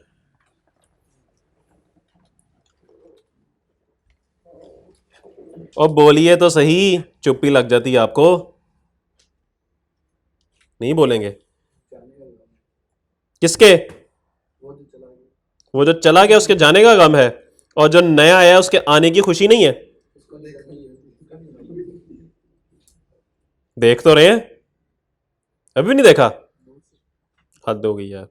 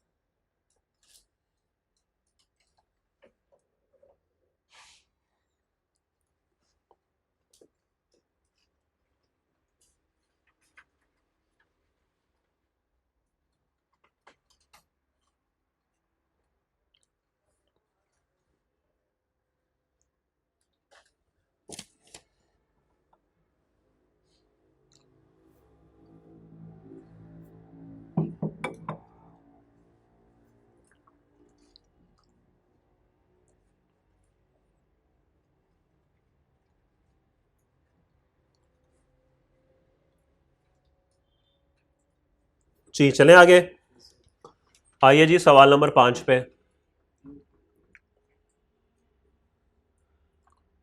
ओ यार, ये सवाल मैं कर रहा हूं आपको, ये सवाल शर्मिंदा हो, गैलेक्सी का सवाल, कायनात का सवाल है ये।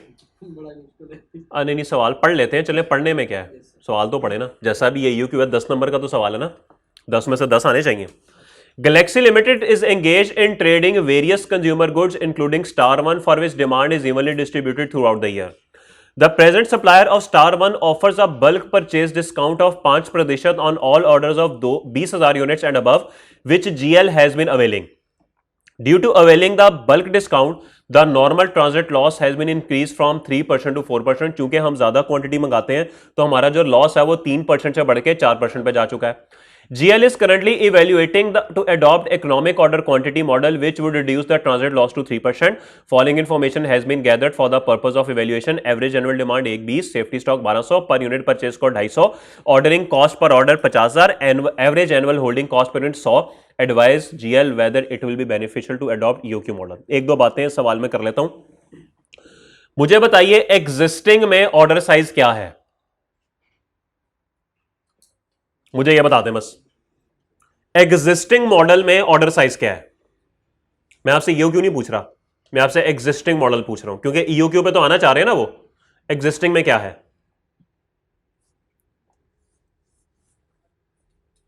वो बोलिए तो सही। नहीं बोलेंगे, फिर नहीं बोलेंगे, फिर खामोश है। ये पेपर है जी हफ्ते बाद इन लोगों का, चुप लगी हुई है इन्हें, फिर खामोश है, फिर नहीं बोल रहे, गर्दनें झुका ली हैं इन लोगों ने, नहीं बोल रहे। अब 20,000 है, खुदा के बंदो एग्जिस्टिंग ऑर्डर ओ भाई 20,000 यूनिट्स ऑर्डर करेंगे तो 5% डिस्काउंट मिलेगा ना, लिखा नहीं तीसरी लाइन में। हाँ तो एग्जिस्टिंग, वही तो बात कर रहा हूं, एग्जिस्टिंग की बात कर रहा हूं ना, ईओक्यू की तो बात ही नहीं की मैंने। एग्जिस्टिंग तो ये 20,000 उससे बहुत, तो क्या बात हुई थी ईओक्यू में कि जिस क्वांटिटी या उससे ज्यादा डिस्काउंट मिले तो हमने कौन सी उठानी है, जो मिनिमम जिस पर डिस्काउंट मिलता है। ये देख मेरा भाई भूल गया सारा कुछ, तू आई मेरा भाई मार्च के पहले हफ्ते में, फिर से सिखाऊंगा, सॉरी सेशन के पहले हफ्ते में जो मार्च के एंड पे शुरू हो रहा है। कोई बात नहीं, पेपर पास हो जाए तो पढ़ने में क्या है, पढ़ने की उम्र तो सारी उम्र रहती है। मैं अभी भी बड़ी चीजें सीख रहा हूं, अभी भी मुझे पता अच्छा ये ऐसे था। ओके तो भाई कंपैरिजन हो गया 20,000 का। सवाल मेरा आपसे ये है कि मेरी एग्जिस्टिंग मॉडल में एनुअल डिमांड क्या है, क्योंकि अब अगर मैं दोनों सिनेरियोस को कंपेयर करूंगा ना, मुझे टोटल ऑर्डरिंग कॉस्ट भी चाहिए, मुझे टोटल कैरिंग कॉस्ट भी चाहिए और मुझे टोटल परचेस कॉस्ट भी चाहिए। वही जो दो कॉलम बना के मैं कंपैरिजन करता था 7 स्टेप अप्रोच। तो मुझे यह बात बता दें कि मेरी एग्जिस्टिंग मॉडल में एनुअल डिमांड कितनी है? 1 2 3। ये आपने कैसे निकाल ली? अच्छा 3, लेकिन सर एग्जिस्टिंग में तो 4% हो रहा है सर, 3% तो ईओक्यू में है। सर आप देखिए कि एग्जिस्टिंग में 4% मेरा ट्रांजिट लॉस है। नहीं सर, आप आए पहला पैराग्राफ की आखिरी लाइन पढ़े, due to availing the bulk discount normal loss has been increase from 3 से 4। सर डिस्काउंट तो मुझे भी मिल रहा है, 20,000 की क्वांटिटी ऑर्डर कर रहा हूं तो ही तो मुझे डिस्काउंट मिल रहा है। तो सर देखिए 1,20,000, और आपको पता है अगर सवाल खामोश हो तो हमने एज्यूम करना होता है कि इनपुट क्वांटिटी पे लॉस है, जितनी और वैसे भी ट्रांजिट लॉस तो हमेशा इनपुट पे ही होता है, जितना खरीदेंगे उसका 4% लॉस होगा। तो सर ये नेट क्वांटिटी है, इसको ग्रॉस अप करना पड़ेगा, डिवाइडेड बाय 0.96। बताइए 125,000। सर ये आपको यूनिट्स खरीदना पड़ेंगे, तो जो आप परचेज कॉस्ट लेंगे ना वो इसकी लेंगे, कितनी है? 250 रुपया, 250 है ना, 250, लेकिन इस पे 5% डिस्काउंट भी है 0.95, ये आपकी परचेज कॉस्ट आ जाएगी। ओके ओके, उसके बाद फिर क्या करेंगे? कैरिंग कॉस्ट भी निकालेंगे। सर ईओ क्यों नहीं है ये तो अभी मैंने एग्जिस्टिंग निकाला सारा कुछ, ईओ अभी नहीं जा रहे हम। ओके जाना है हमने, लेकिन हमें दोनों मॉडल्स को कंपेयर तो करना है ना कि किसके अंदर कम कॉस्ट लग रही है। तो अभी मैं एग्जिस्टिंग की कॉस्ट निकालने का आपको तरीका बता रहा हूं। ओके ईओ की भी निकालते हैं। अभी एग्जिस्टिंग की परचेस कॉस्ट आ गई और बोले ऑर्डर साइज 20,000 है, नंबर ऑफ ऑर्डर निकाल लेंगे और उसको मल्टीप्लाई कर देंगे 50,000 से जो ऑर्डरिंग कॉस्ट पर ऑर्डर है। ओके कैरिंग कॉस्ट भी निकाल लेंगे। एवरेज क्या होता है जी, क्या करते हैं? एवरेज करते हैं। क्या फॉर्मूला है जी? Order size 20,000 divide by 2 into safety stock और मल्टीप्लाई कर दें 100 से जो आपके पास कैरिंग कॉस्ट है, तीनों को टोटल करें आपके पास एग्जिस्टिंग की वैल्यू आ जाएगी। अब आए ईओक्यू पे, क्या ईओक्यू पे भी मेरी एनुअल डिमांड सेम रहेगी या चेंज हो जाएगी? चेंज हो जाएगी, तब लॉस 3% होगा, तो तब आपको डिवाइड बाय 0.97 करना पड़ेगा। बताइए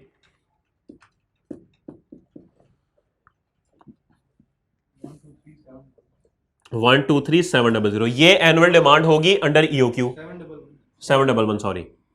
तो क्या करेंगे 2 into annual demand into ordering cost per order divide by carrying cost per unit per annum. ले जी ईओक्यू निकल आया, उसकी बेस पे परचेस कॉस्ट भी निकाल लें, उसकी बेस पे ऑर्डरिंग कॉस्ट निकाल लें, उसकी बेस पे एनुअल होल्डिंग कॉस्ट निकाल लें। और याद रखिएगा कि ईओक्यू में 5% डिस्काउंट नहीं है, ऐसे ही है ना, क्योंकि 20,000 यूनिट से अबव, हां अगर आपका ईओक्यू 20,000 से ऊपर निकल आता है फिर लगाना है 5%, लेकिन अगर आपका ईओक्यू 20,000 से कम होता है फिर कोई डिस्काउंट नहीं है, क्योंकि सप्लायर आपको 20,000 यूनिट्स पे डिस्काउंट दे रहा है। तो अगर आपका ईओक्यू 20,000 से ऊपर निकला है तो 5% परचेज प्राइस पे डिस्काउंट दे दे, अगर कम आ रहा है तो फिर नहीं देना आपने।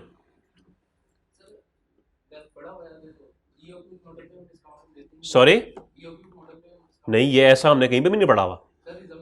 नो नहीं, वो सवालों के अंदर ऐसे इत्तेफाक से हुआ होता है, जैसे सवाल में भी हुआ होगा, आपका कोई भी 20,000 से ज्यादा नहीं आएगा। लेकिन अगर आपका ईओक्यू उस क्वांटिटी से ऊपर चला जाए तो फिर आपने उस पर भी डिस्काउंट देना है। ओके मेरे भाई, नहीं बोलेंगे? Yes sir. पता नहीं बोलते क्यों नहीं आप। आइए यूरेनस पे चलते हैं। यार ये सवाल तो इंतहाई आसान है, सीवीपी के साथ मजाक किया इसने। ये सवाल देख के ना सीवीपी को आपके कोर्स से निकल जाना चाहिए जी। 5% वाली लाइन में ये बोल रहा हूं कि अगर आपका ईओक्यू 20,000 यूनिट्स या उससे ज्यादा आ गया तो आपको 5% डिस्काउंट देना पड़ेगा, और अगर आपका ईओक्यू 20,000 से कम हुआ तो फिर आप ईओक्यू नहीं देंगे, क्योंकि सवाल में लिखा हुआ है कि सप्लायर 20,000 यूनिट्स ऑर्डर करने पे आपको 5% डिस्काउंट देता है। ओके मैन, ओके मुजम्मिल, बात समझ आ रही? याद आ रहा है उसामा? फारक रहा उसे, फारक आदमी है। फ्लिपकार्ट के स्टेटस पे कौन सा? ओए फारक है उसामा, उसामा तुम फारक इंसान हो, ये स्टेटस पे लगा दें, एडिट करेगा उसामा, पहले मेरी लाइन काट के लगेगा फिर अपने पे आएगा, हाँ मैं फारग हूँ, हाँ मैं फारग हूँ, हाँ मैं फारग हूँ। सही ना, स्टेटस बन गया उसामा। अस्तगफुरुल्लाह, उसामा तुम ऐसे हो, ये गाने लग, कोई बात नहीं, ये फरिश्ता वेटिंग विद 17 अदर्स, कोई बात नहीं उसामा, आगे चलो, यूरेनस पे चलो। Uranus limited manufactures and sell 2 products X1 and Y1। हंसी आएगी आपको ये सवाल देख के।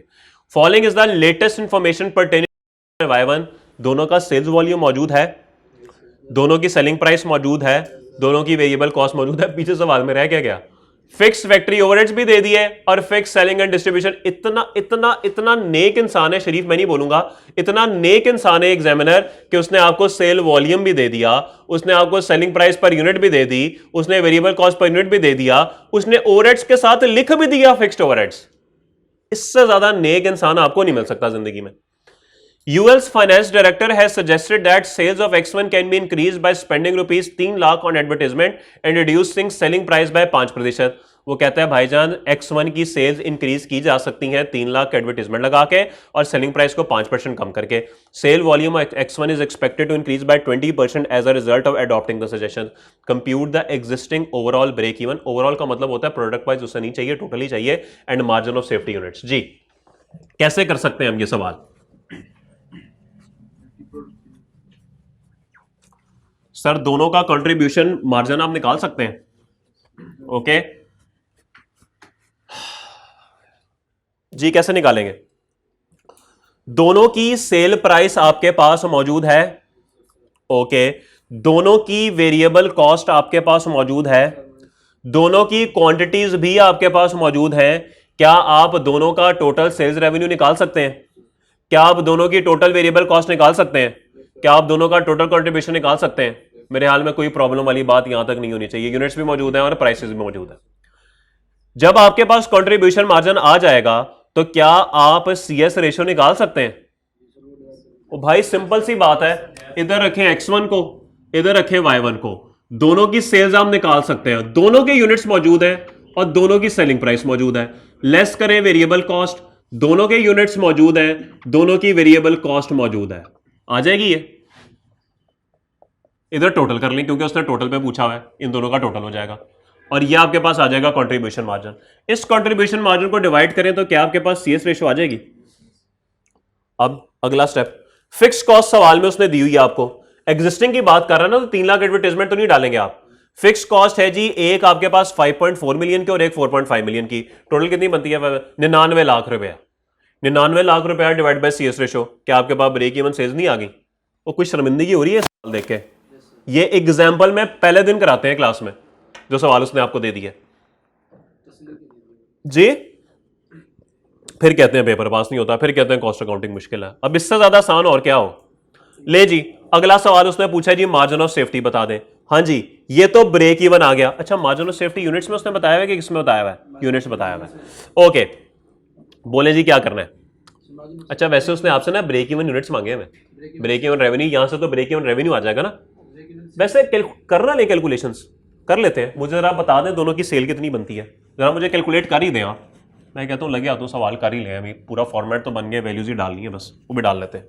मुझे जरा ये वैल्यूज कर दें, दोनों की सेल्स बता दें, दोनों की वेरिएबल कॉस्ट बता दें, दोनों का कंट्रीब्यूशन मार्जिन बता दें और कर ले सॉल्व।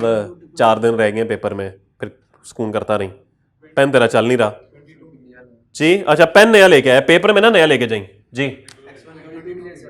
22 million y1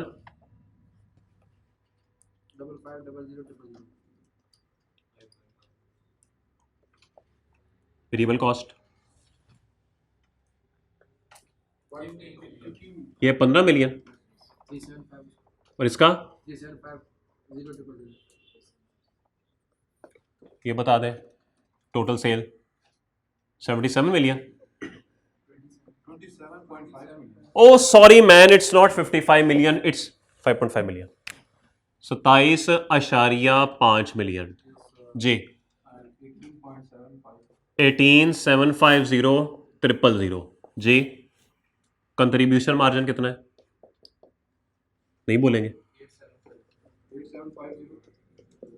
000। उसके बाद ब्रेक इवन रेवेन्यू कैसे निकलेगा जी।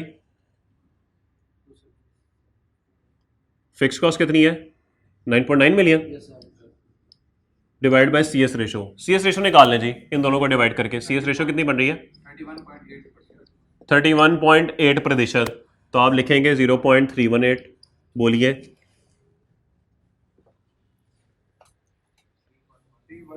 31132 लें जी। ये आपके पास ब्रेक इवन रेवेन्यू है, लेकिन उसने आपसे ब्रेक इवन यूनिट्स मांगे हुए, कोई मसला वाली बात नहीं है। हम यहां पे वही वेटेड एवरेज जो सेल्स मिक्स होता है हमारा, पता ना कैसे निकालते हैं, कैसे निकालते हैं मुझे बताइए। कि अगर आप देखें 2500 यूनिट्स y1 के हैं और 500 यूनिट्स x1 के हैं, यानी अगर y1 के 2500 हैं तो x1 के कितने हैं 5000, ऐसे ही है। सिंपलीफाई करके 2:1 निकल सकता है, 2:1 निकल सकता है। तो अगर मैं कहूं कि y1 के यूनिट्स x हैं तो x1 के कितने होंगे 2x, ये यूनिट्स है। ओके, तो आप क्या करेंगे, सबसे पहले x के यूनिट्स इंटू x की सेलिंग प्राइस कितनी है 4400 प्लस y1 के यूनिट्स और y1 की सेलिंग प्राइस कितनी है 2200। क्या इसको हम बराबर कर सकते हैं अपने सेल्स रेवेन्यू के, बोले, अब बोले तो सही, बताइए x कितना निकलता है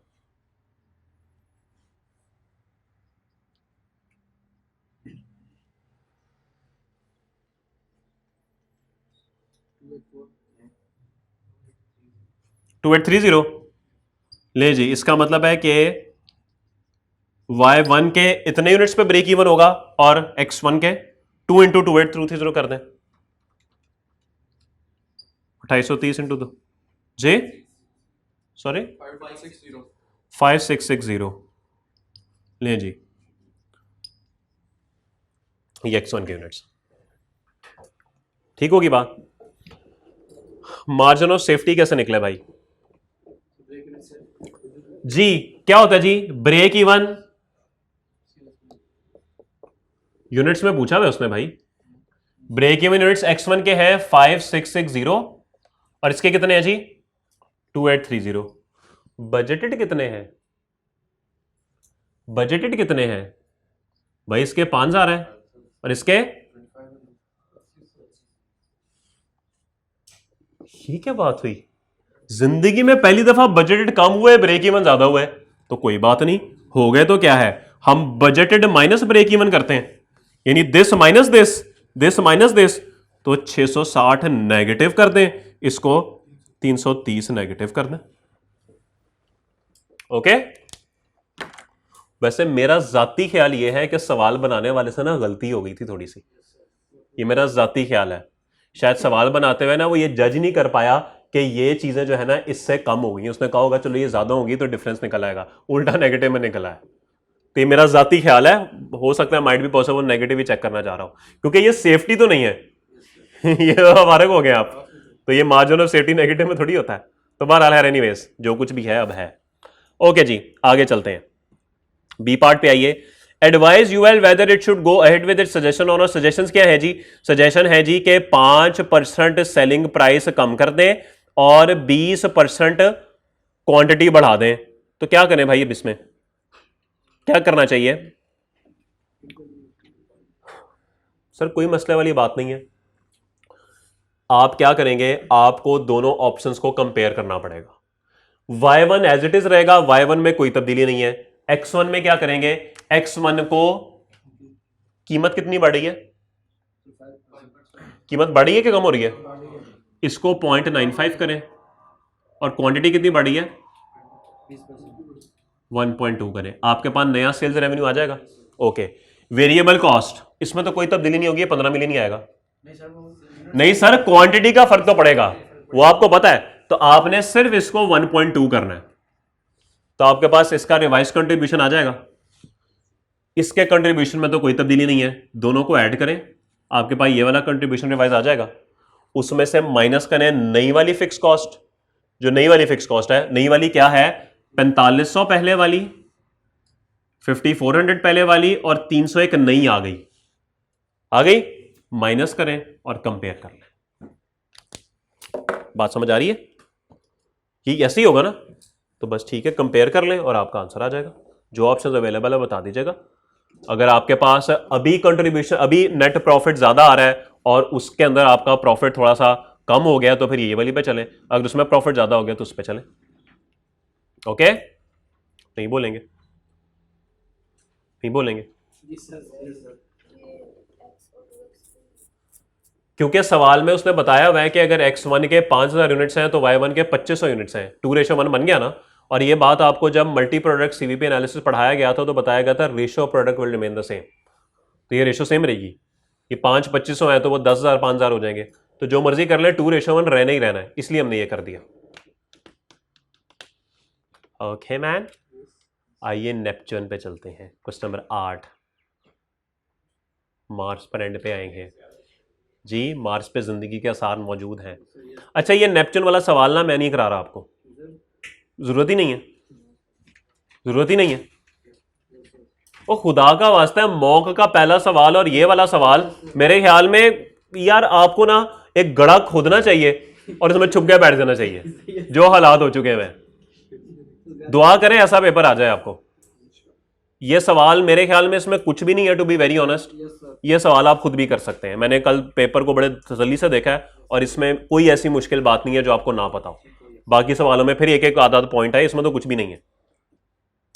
आखिरी सवाल डिस्कस करने वाला है, जुपिटर मैन, जुपिटर। अच्छा इस सवाल के अंदर ना सिर्फ एक बात आपको समझानी है मैंने, जुपिटर वाले सवाल में, बाकी सवाल में कोई इशू नहीं है, और ये पॉइंट ना मेरे से अभी तक सिर्फ एक स्टूडेंट ने पूछा है और मेरे से ये पॉइंट अभी तक किसी ने नहीं पूछा, पास्ट पेपर में भी एक सवाल मौजूद है, वो इन हाउस प्रोडक्शन और दूसरे मुल्क में वो प्रोडक्शन वाला सवाल है ना एक, हाँ वो जो आपने करवाया था सर, वो जो यूट्यूब लेक्चर में दिया था, हाँ ओके, एक वजह है बस, चले कोई बात नहीं, खैर आगे चले, सवाल पे आइए जुपिटर पे। Jupiter is engaged in the production of 3 products L1, L2 and L3 which it sells in the local market. Presently, GL's manufacturing plant is operating at 80% of its capacity. Following information is extracted from GL's record for the year ended. करना क्या है जी? Prepare a product wise plan for in house production and outsourcing to maximise JL's profitability for the upcoming year. वो कहता है कि भाईजान आप मुझे बता दें कि मुझे चीजें खुद बनानी चाहिए या बाहर से खरीदनी चाहिए। अपेरेंटली तो सवाल के अंदर कोई टेक्निकलिटी नजर नहीं आ रही, लेकिन सिर्फ एक पॉइंट है जिसकी वजह से मुझे यह सवाल आपको करवाना है। Okay, production units local cell की बात हो रही है, 3500, 6000, 7000 और मशीन आर कितने लगने हैं वो भी आपको मौजूद है। सेलिंग प्राइस तीनों की मौजूद है, वेरिएबल कॉस्ट तीनों की मौजूद है, फिक्स्ड ओवरहेड्स अलग से दे दिए, ये आपको पता है, इसकी जरूरत ही नहीं होती। ले जी, यहां से क्या आप तीनों का कंट्रीब्यूशन पर यूनिट निकाल सकते हैं? वेरी सिंपल, सब कुछ गिवन है। दूसरे स्टेप में क्या होता है जी? Identification of limiting factor. Okay, देख लेते हैं कि अभी लिमिटिंग फैक्टर सवाल में है कि नहीं, वरना हमारे पास मशीन आर पर यूनिट सबके मौजूद है, यूनिट्स भी मौजूद। In order to enter into the international market on 1 August 2022, JL hires the services of an export house to market its product। ले जी, हमने एक एक्सपोर्ट हाउस को हायर किया एट अ मंथली पेमेंट और ₹1,00,000। ये मंथली पेमेंट 1,00,000 की है, ये तो फिक्स कॉस्ट होगी, ये वेरिएबल कॉस्ट तो नहीं है, ऐसे ही है। Okay, JL recently receives the first export order from a USA based company Asteroid Limited। Details of the export order as under। यही 3 यूनिट प्रोडक्ट्स का एक्सपोर्ट ऑर्डर भी आ गया, 1200, 1500 और 1800। और याद रखिएगा ये जो ऊपर 3500, 6000, 7000 है ना, ये उसके अलावा है, ये उसके अलावा है। ओके, और बोले सेलिंग प्राइस 6500, 5200, 7400। सर ये तो चेंज है प्राइस, है कि नहीं? नहीं बोलेंगे, ये एग्जिस्टिंग से तो चेंज है प्राइस। बात समझ आ रही है? नहीं बोलेंगे। It is estimated that due to additional packaging the direct material cost will increase by 10% and due to quality control other variable overheads will increase by 15%। A toll manufacturer, ले जी, toll manufacturer क्या होता है? वो शख्स जो आपको बाहर से चीजें बनाकर देता है। offers JL to produce L1, L2 and L3 at rupees 1800, 1600 and 2500 respectively subject to provision of material by JL। वो कहता है आप मटेरियल दे दें मुझे, मैं आपको इतनी में बनवा दूंगा, ना आपकी लेबर लगेगी ना आपके ओवरहेड लगेंगे। The management has decided to produce local orders on priority. ये बात उसने बड़ी इंपॉर्टेंट लिख दी है। वो कहता है पहले हम लोकल ऑर्डर बनाएंगे, उसके बाद हम एक्सपोर्ट की तरफ जाएंगे। ले जी, सबसे पहला सवाल मेरा आपसे ये है कि इस सवाल के अंदर कहीं पे भी मुझे कुछ नज़र तो आ नहीं रहा कि मेरा लिमिटिंग फैक्टर क्या है। लिमिटिंग फैक्टर तो कुछ भी नहीं है सर जी। बड़ी इंपॉर्टेंट बात है, उसने कहा है कि हम अभी 80% कैपेसिटी पे चल रहे हैं। तो अगर हम अभी 80% कैपेसिटी पे चल रहे हैं तो क्या यहां से 100% कैपेसिटी निकल सकती है क्या नहीं? देखिए, मुझे बताएं कि अगर मैं बात करूं, हमारे 3 प्रोडक्ट्स हैं L1, L2 and L3। L1 के लिए कितने यूनिट्स है? 3500। और एक यूनिट को बनाने में कितने घंटे लग रहे हैं? 8। L2 के कितने यूनिट्स हैं? और एक को बनाने में कितने घंटे लग रहे हैं? 5। और L3 के कितने यूनिट्स हैं? और एक को बनाने में 6। इन तीनों को टोटल करें जरा, 1,00,000 आवर्स। सर ये 80% है, यहां से आपने पहुंचना है 100% पे। डिवाइड बाय 0.8 करेंगे, बताइए, 1,25,000। सर ये आपके पास टोटल आवर्स अवेलेबल है। इस सवाल में ऐसे निकलने थे, पता नहीं अभी, वो तो भी अप्लाई करेंगे। ओके, बात समझ आ गई? ओके, अब ये लिमिटिंग फैक्टर है कि नहीं है, ये काम तो हम बाद में करते हैं, इससे पहले हम जरा कंट्रीब्यूशन पर यूनिट निकाल लें। लेकिन अब प्रॉब्लम बताऊं क्या है? प्रॉब्लम अब यहां पर यह है कि सर मेरे पास लोकल और एक्सपोर्ट दोनों का कंट्रीब्यूशन मार्जिन अलग अलग है। हम पहले लोकल की बात करते हैं। मुझे बताइए जी, लोकल की सेल प्राइस क्या है जी? जी 5,000, 7,000। इसकी वेरिएबल कॉस्ट में क्या क्या शामिल है जी? मटेरियल कितना है जी? सॉरी, 900, 600, 1000। लेबर भी है, बताइए, 800, 750, 1400। ओवरहेड्स भी हैं, बोलिए, 600, 700, 600। और कोई? ले जी, मुझे कंट्रीब्यूशन पर यूनिट निकाल दें। 3900,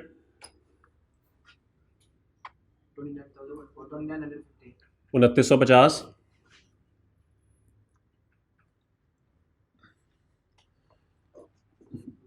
जी 4,000 4,000 ले जी।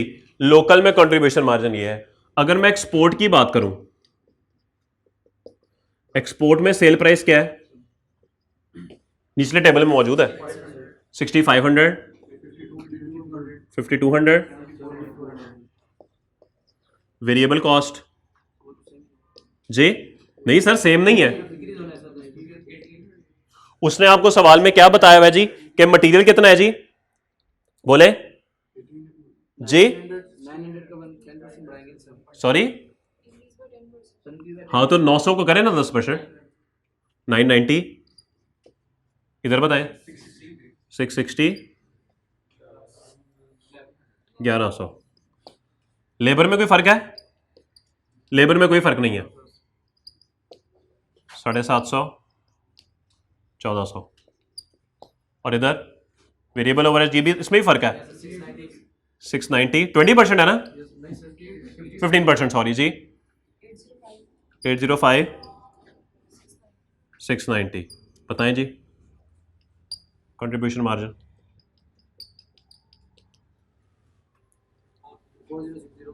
4060,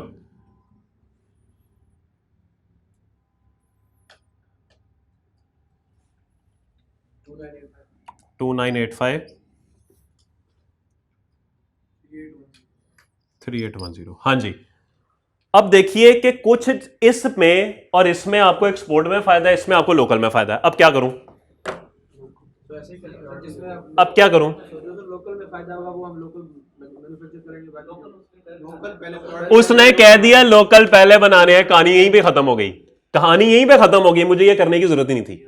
लेकिन मैंने इसलिए आपको करके दिखा दिया कि सवाल में अगर मौजूद ना होना तो फिर आपको ये डिसीजंस लेने पड़ेंगे, यहां से आपको फैसला करना पड़ेगा। अब आपके सामने 6 चीजें बन गई, अब आपको 6 में से फैसला करना पड़ेगा। हो सकता है कुछ में पहले एक्सपोर्ट हो रही हो, कुछ में पहले लोकल हो रही हो, लेकिन चूंकि सवाल में उसने कह दिया कि पहले लोकल है तो मुझे ये काम करना ही नहीं, वही पहले करना है, जो मर्जी हो जाए। कौन सा, ठहर तो जा भी, एक्सपोर्ट वाला ना बने, हाँ ना बने, मैंने तो आपको समझाने के लिए बनाया, आप ना बने। कि अगर सवाल में ये लाइन ना लिखी होती फिर मेरे पास ये सब चीजें होती, मुझे कंपेयर करना पड़ता।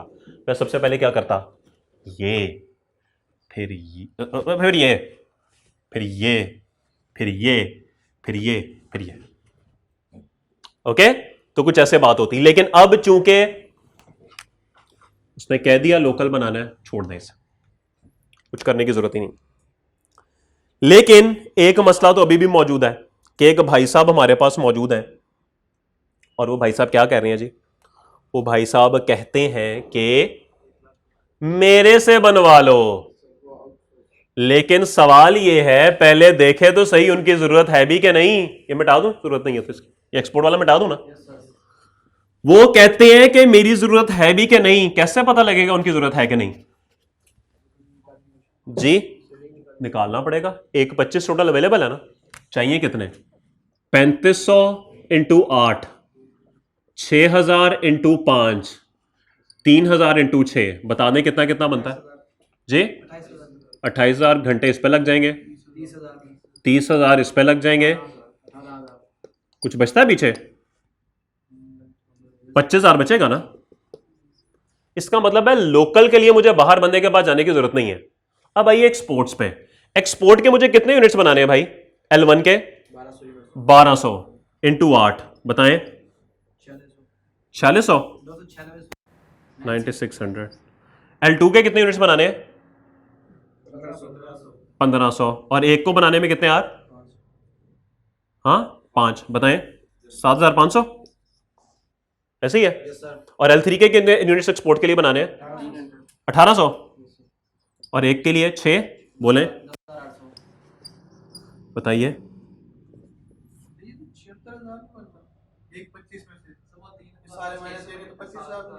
सॉरी नहीं मैं, ओहो 25,000 माइनस करने के बाद कोई एक 25 से आ रहा है ना ये, नहीं तो आप लोगों ने टोटल कराया, मुझे बताएं 3,000 की जगह 7,000 है। किधर है 3,000, 3,000 मल्टीप्लाई बाय 6 नहीं है, यहाँ पे 18,000 बनाया, ये वहाँ पे 7,000 है। अच्छा ये 7,000 है, L3 के 7,000 बनाने यार, आपने लिखवाया। अब ठीक है, अब ठीक है, ओके बताइए आंसर क्या आता है? 25 में से माइनस करने सारे, नेगेटिव में जा रहे हैं हम क्या नहीं? 29, इसका मतलब है कि लिमिटिंग फैक्टर है ये। ओके अगला सवाल, अगर ये लिमिटिंग फैक्टर है तो अब मुझे रैंकिंग भी करनी पड़ेगी, वो सारे लवाजमात आ गए बीच में। अब प्रॉब्लम मेरा भाई यहां पर ये है कि लोकल तो मेरे कवर हो रहे हैं, एक्सपोर्ट्स में मसला आ रहा है। इसका मतलब यह है अगर मैं बाहर बंदे के पास जाऊंगा कि भाई ये चीजें मुझे बना दो, तो वो चीजें मैं एक्सपोर्ट करूंगा या लोकल सेल करूंगा? वो तो मैं एक्सपोर्ट करूंगा, ये बात मानते हैं आप सब?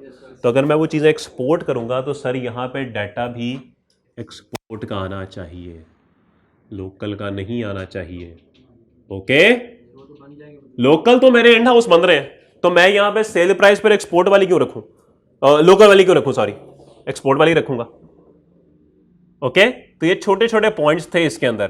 तो अब मुझे आप बता दीजिए, बल्कि ये नीचे भी सारा चेंज होगा, क्योंकि नीचे भी सारा कुछ चेंज होगा, क्योंकि मेरी बाकी चीजें भी जो है वो इसके अंदर अफेक्ट हो रही है, मटेरियल वगैरह वेरिएबल हो रहा है, तो वो भी मुझे चेंज करने पड़ेंगे। वैसे मैं नीचे वाला भी मिटा दिया, चले कोई बात नहीं, खैर है, दोबारा कर लेते हैं। बताइए जी एक्सपोर्ट्स के लिए अब करना पड़ेगा ये काम, लोकल का तो मसला ही नहीं है भाई, बोले 6500, 5200, 7400। सर ये सारा कुछ भी चेंज हो रहा है गालिबन। सर एक्सपोर्ट के लिए बनेगा, क्या हुआ? वो पहले हमने देखा ना, जैसे वो लोकल का किया है, फिर उसके यूनिट्स निकाले। हाँ ना, जरूरत ही नहीं है सर, लोकल में तो आपको मसला ही कोई नहीं था, आपका तो मसला ही एक्सपोर्ट का है। मतलब ऐसा सवाल आ जाए तो ये सारी वर्किंग ऐसे करके फिर हमने ये डिसीजन। बिल्कुल ऐसे ही है, ये सारी वर्किंग करने के बाद आपका फैसला होगा ये, 10 नंबर। लेकिन आपको पता लग जाएगा ये, आपको ये बात पेपर में क्लिक होनी चाहिए थी बस, क्योंकि क्लिक कैसे हो रही है, ऑलरेडी तो वो 80% पे पूरा काम कर ही रहा है। तो यहां से बात आपको समझ नहीं आ रही कि अगर एक बंदा ऑलरेडी 80% के अंदर अपना सारा लोकल काम कर रहा है, तो इसका मतलब उसको तो प्रॉब्लम कोई नहीं है, प्रॉब्लम तो उसको एक्सपोर्ट ऑर्डर में है। तो बात तो वहीं पे समझ आ जानी चाहिए, सारी कैलकुलेशन क्यों करनी है, तो आपको समझाने के लिए मैं कर रहा हूं, वरना मुझे तो यहीं पे बात समझ आ गई थी कि अगर लोकली मेरा काम इसके 80% पे भी पूरा हो रहा है तो मुझे लोकल में तो कोई इशू नहीं है। बात समझ आ रही है? ओके अब बताएं जी कितनी बन गई है? 990, 10% बढ़ाएं सबको, बोले 660, 1100, और वेरिएबल ओवरहेड्स 690, 805, 6। ओके अब मुझे निकाल दें जी contribution margin per unit. Fix cost तो आप नहीं लेते, वो तो आपको बताइए। 4020, 2985, 4210, ले जी, ये आपके पास तीनों जो है वो आ गए। अब सवाल ये है कि मुझे इन हाउस करना चाहिए या बाहर, भाई साहब भी तो एक मौजूद है, देख लेते हैं, आउटसोर्स करते हैं जी। अगर वो बनाएंगे तो फायदा होगा या नुकसान? बेचेंगे तो हम सेम ही, इसमें तो कोई फर्क नहीं आएगा। 7400 ले जी, कौन कौन सी कॉस्ट लगेगी? मटेरियल लगेगा, क्योंकि मटेरियल तो हमने उसे प्रोवाइड करना है ना, वो तो हमने खरीद के देना है। ये तो 990, 660, 1100, और उसके बाद वो बनाने की कॉस्ट लेगा, टोल मैन्युफैक्चरिंग 1800, 1600, 2500। बताइए जी 3710,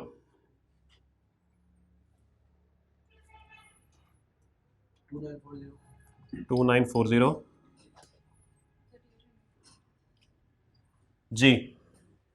क्या आंसर निकल रहा है? उससे बनवा लें या खुद बनाएं? पूरी कोशिश करें अपने 1,25,000 घंटे इस्तेमाल करें, क्योंकि इन हाउस में ज्यादा फायदा है, इन हाउस में ज्यादा फायदा है। अब सवाल यह है कि इन तीनों में से कौन से खुद बनाए, कौन से उससे लें? रैंकिंग वाली बात आ गई। अब क्या करूं रैंकिंग में? लिमिटिंग फैक्टर की बेस पे ही रैंकिंग होती है ना, किससे डिवाइड करूं, इससे कि इससे? इस पे डिवाइड करूं।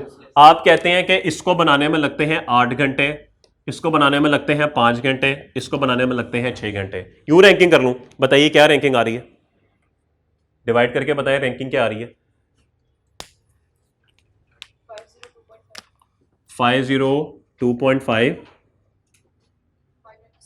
597 701.6 ले जी, आपने इन तीनों की कैलकुलेशन कर ली और रैंकिंग में शायद पहले ये आया, दूसरे पे ये आया और तीसरे पे ये आया। आप कहते हैं पहले ये बना लेता हूं। यहां पे ना एक ट्रिक और है, और वो ट्रिक क्या है देखें। आपने बिल्कुल सही फैसला किया कि मुझे पहले जो है वो L3 बना लेना चाहिए, फिर L2 बना लेना चाहिए, फिर L1 बना लेना चाहिए।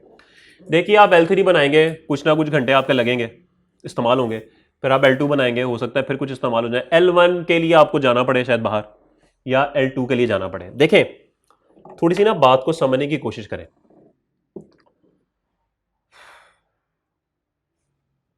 एक चीज होती है कि इन हाउस आपको तीनों में से किस में ज्यादा फायदा हो रहा है, लेकिन देखें जरा बात को समझें। अगर मैंने L3 और L2 पहले बना लिया, ठीक है, इनका आपस में एक कंपैरिजन है। अगर मैं L3 और L2 को खुद बनाऊंगा ये सोच के कि मुझे L3 में ज्यादा फायदा हो रहा है, L2 में ज्यादा फायदा हो रहा है, सर ये भी तो हो सकता है कि जब मैं L1 खुद ना बना पाया और मैंने बाहर से जाके खरीद लिया, वो मुझे बाहर से इतना महंगा मिला कि L3 और L2 का जो प्रॉफिट है वो भी उसमें कंज्यूम हो गया। कुछ बात समझ आई? कुछ बात समझ आई? मिसाल के तौर पे मैं मिसाल लेता हूं, घर के अंदर एक दावत थी और अम्मी ने बोला हमने 6 खाने बनाने हैं, लेकिन बना सकते हैं सिर्फ 4। अब अम्मी ने फैसला किया चलो यार ये 4 बना लेते हैं, घर में जरा बचत हो जाएगी। अम्मी ने क्या फैसला किया? अम्मी ने 6 का कंट्रीब्यूशन मार्जिन निकाला और अम्मी ने 6 की बेस पर रैंकिंग की, 4 की रैंकिंग निकल आई। अम्मी ने कहा देखो मैंने 300 रुपया बचा लिया, 300 रुपया मैक्सिमम कंट्रीब्यूशन हो गया, क्योंकि आखिरी 2 में तो कंट्रीब्यूशन था ही नहीं, तो मैंने हायर कंट्रीब्यूशन वाले पहले 4 मंगा लिए, बाकी 2 जरा बाहर से मंगा लो। अब बाकी 2 बाहर से मंगाए, 1 करोड़ की एक डिश थी, 2 करोड़ की दूसरी डिश थी, वो जो बचाया था सारा ही गवा दिया उधर। तो क्या ये फिर अक्लमंदी होगी? इसका मतलब है अक्लमंदी ये नहीं होगी कि आप सिर्फ आपस में कंपेयर कर लें, आपको इनके साथ भी कंपैरिजन करना पड़ेगा। ओके, आपको देखना यह पड़ेगा कि इसको कंट्रीब्यूशन 4020 है, इसका 3710 है, कितना डिफरेंस है? डिफरेंस कितना है? आप 4020 और 3710 का डिफरेंस लें। सॉरी, अगर आप ये चीज खुद बनाएंगे ना तो 310 पे चालेंगे। इधर आइए, 45, हाँ जी,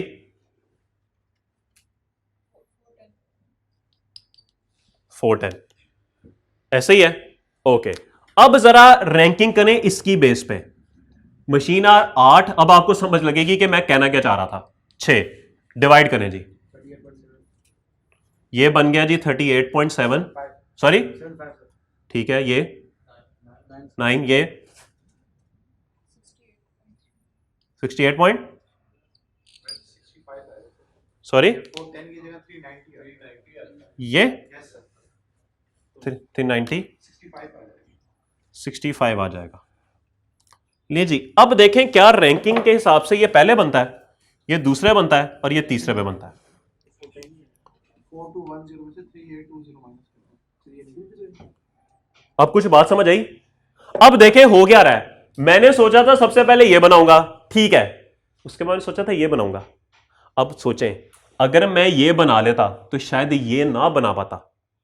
जब ये ना बना पाता तो बाहर से फर्क कितना था? 310 रुपए का। इतना ज्यादा मेरा कंट्रीब्यूशन जाया होना शुरू हो जाता, हर आर पे मुझे 38.75 रुपए का नुकसान होता। ऐसे ही था। और यहां पे मैंने अपनी तरफ से बड़ा सोच समझ के 2 तो बना लिया, लेकिन जब खरीदने जाता तो मुझे सिर्फ 9 रुपए का नुकसान होता पर आर। यहां पे बाहर खरीदने में 38.75 का नुकसान है। अब इस पोजीशन को देखते हुए मुझे लग रहा है ये मुझे ज्यादा फायदा दे रहा है, ये मुझे 1 आर पे 597 दे रहा है और ये 502 दे रहा है, ये बना लूं। लेकिन जब ये नहीं बनाऊंगा और ये बाहर से खरीदने जाऊंगा तो ये हर आर मुझे 38.75 का नुकसान देगा। तो वो अल्टीमेटली जो यहां पे बचाया होगा लॉन्ग टर्म में, वो देखें वो नुकसान में कन्वर्ट हो जाएगा। तो जब इस तरह के कोई सिनेरियो हो ना, तो फिर आपने जो रैंकिंग है वो कभी भी इस एक पे नहीं करनी, आपने फिर कंपेयर करके उसके साथ करनी है, डिफरेंशियल लेके उसकी बेस पे रैंकिंग होगी। बस इस सवाल में ये एक पॉइंट था जहां तक मैं आपको लेकर आया। आगे सवाल आपको पता है क्या है? रैंकिंग हो गई, बस यहां से शुरू करें। पहले लोकल के बनाएं, उसके बाद एक्सपोर्ट्स में सबसे पहले इसके बनाए, फिर इसके बनाए, जो रह जाएंगे वो बाहर से खरीद लें, और वो प्लान तो आप बना ही लेंगे। तो आउटसोर्स की हम पहले सवाल करते थे, लेकिन उसमें ये सिनेरियो था, तो इसमें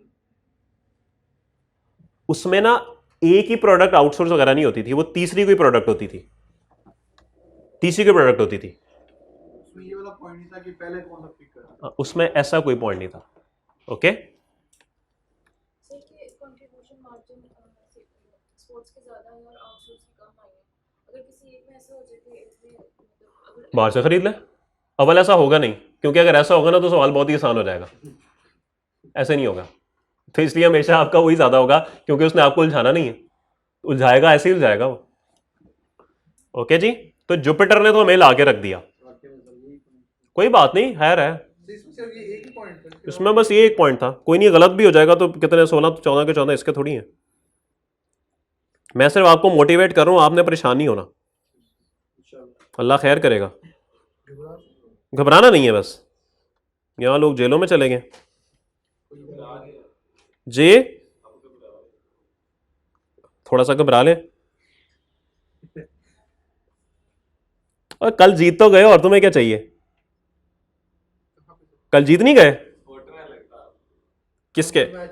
ओ यार, लाहौर कलंदर की बात करूं, तुम बात को राजनपुर ना लेके जाओ, तुम बात को राजनपुर लेके जा रहे हो, समझ आ रही सारी। यार किताब है किसी के पास कॉस्ट अकाउंटिंग की? किताब नहीं तुम लेके आए, तुमने फेंक दी किताब। बलोची इंसान बन जाओ तुम। यार ये किताब ऐसी तो नहीं थी, कुछ खुद सफ़े ऐड किए अंदर। अभी तो मैं किताब पे काम शुरू करने लगूं। इसमें बहुत ज्यादा था। हाँ वो ऑब्वियसली, सॉल्यूशन भी सही से मतलब कि वो यार तू बेइज्जती करेगा। सर सॉल्यूशन थोड़ा आसान हाँ हाँ है, सही कह रहे हैं आप, इसमें कोई दूसरी राय नहीं है। देखते जाने। यस, ओए होए, हम एक करते हैं कुछ और ही होता है। सर इसमें काफी सवाल सर वो आपके तरीके से आप लोग आइए सफ़ा नंबर 421 पे। वो ठहर तो जा। अच्छा वैसे तस्वीर ले लो सवाल की, मैंने सवाल करवाना नहीं है। सफ़ा नंबर 421 पे आए, यहां पे एक सवाल है जी जॉइंट एंड बाय प्रोडक्ट का।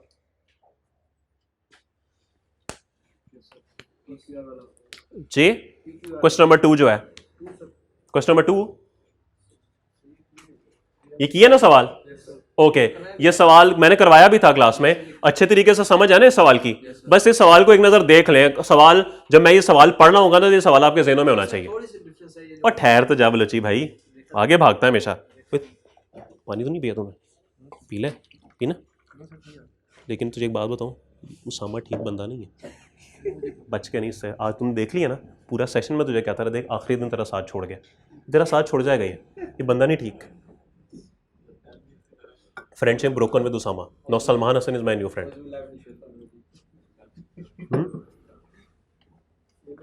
देखा है उसामा मैसेज करेगा तुझे, बार बार मैसेज करेगा, मैं ही तेरा सच्चा दोस्त हूं, ना मानी। ऐसी कोई बात नहीं है जो सर कह रहे हैं। ठीक है जी, सवाल सबके सामने है। Yes sir. ओके, सवाल सबने देख लिया। अब ये सवाल जहन में रख के क्वेश्चन नंबर 7 पढ़े।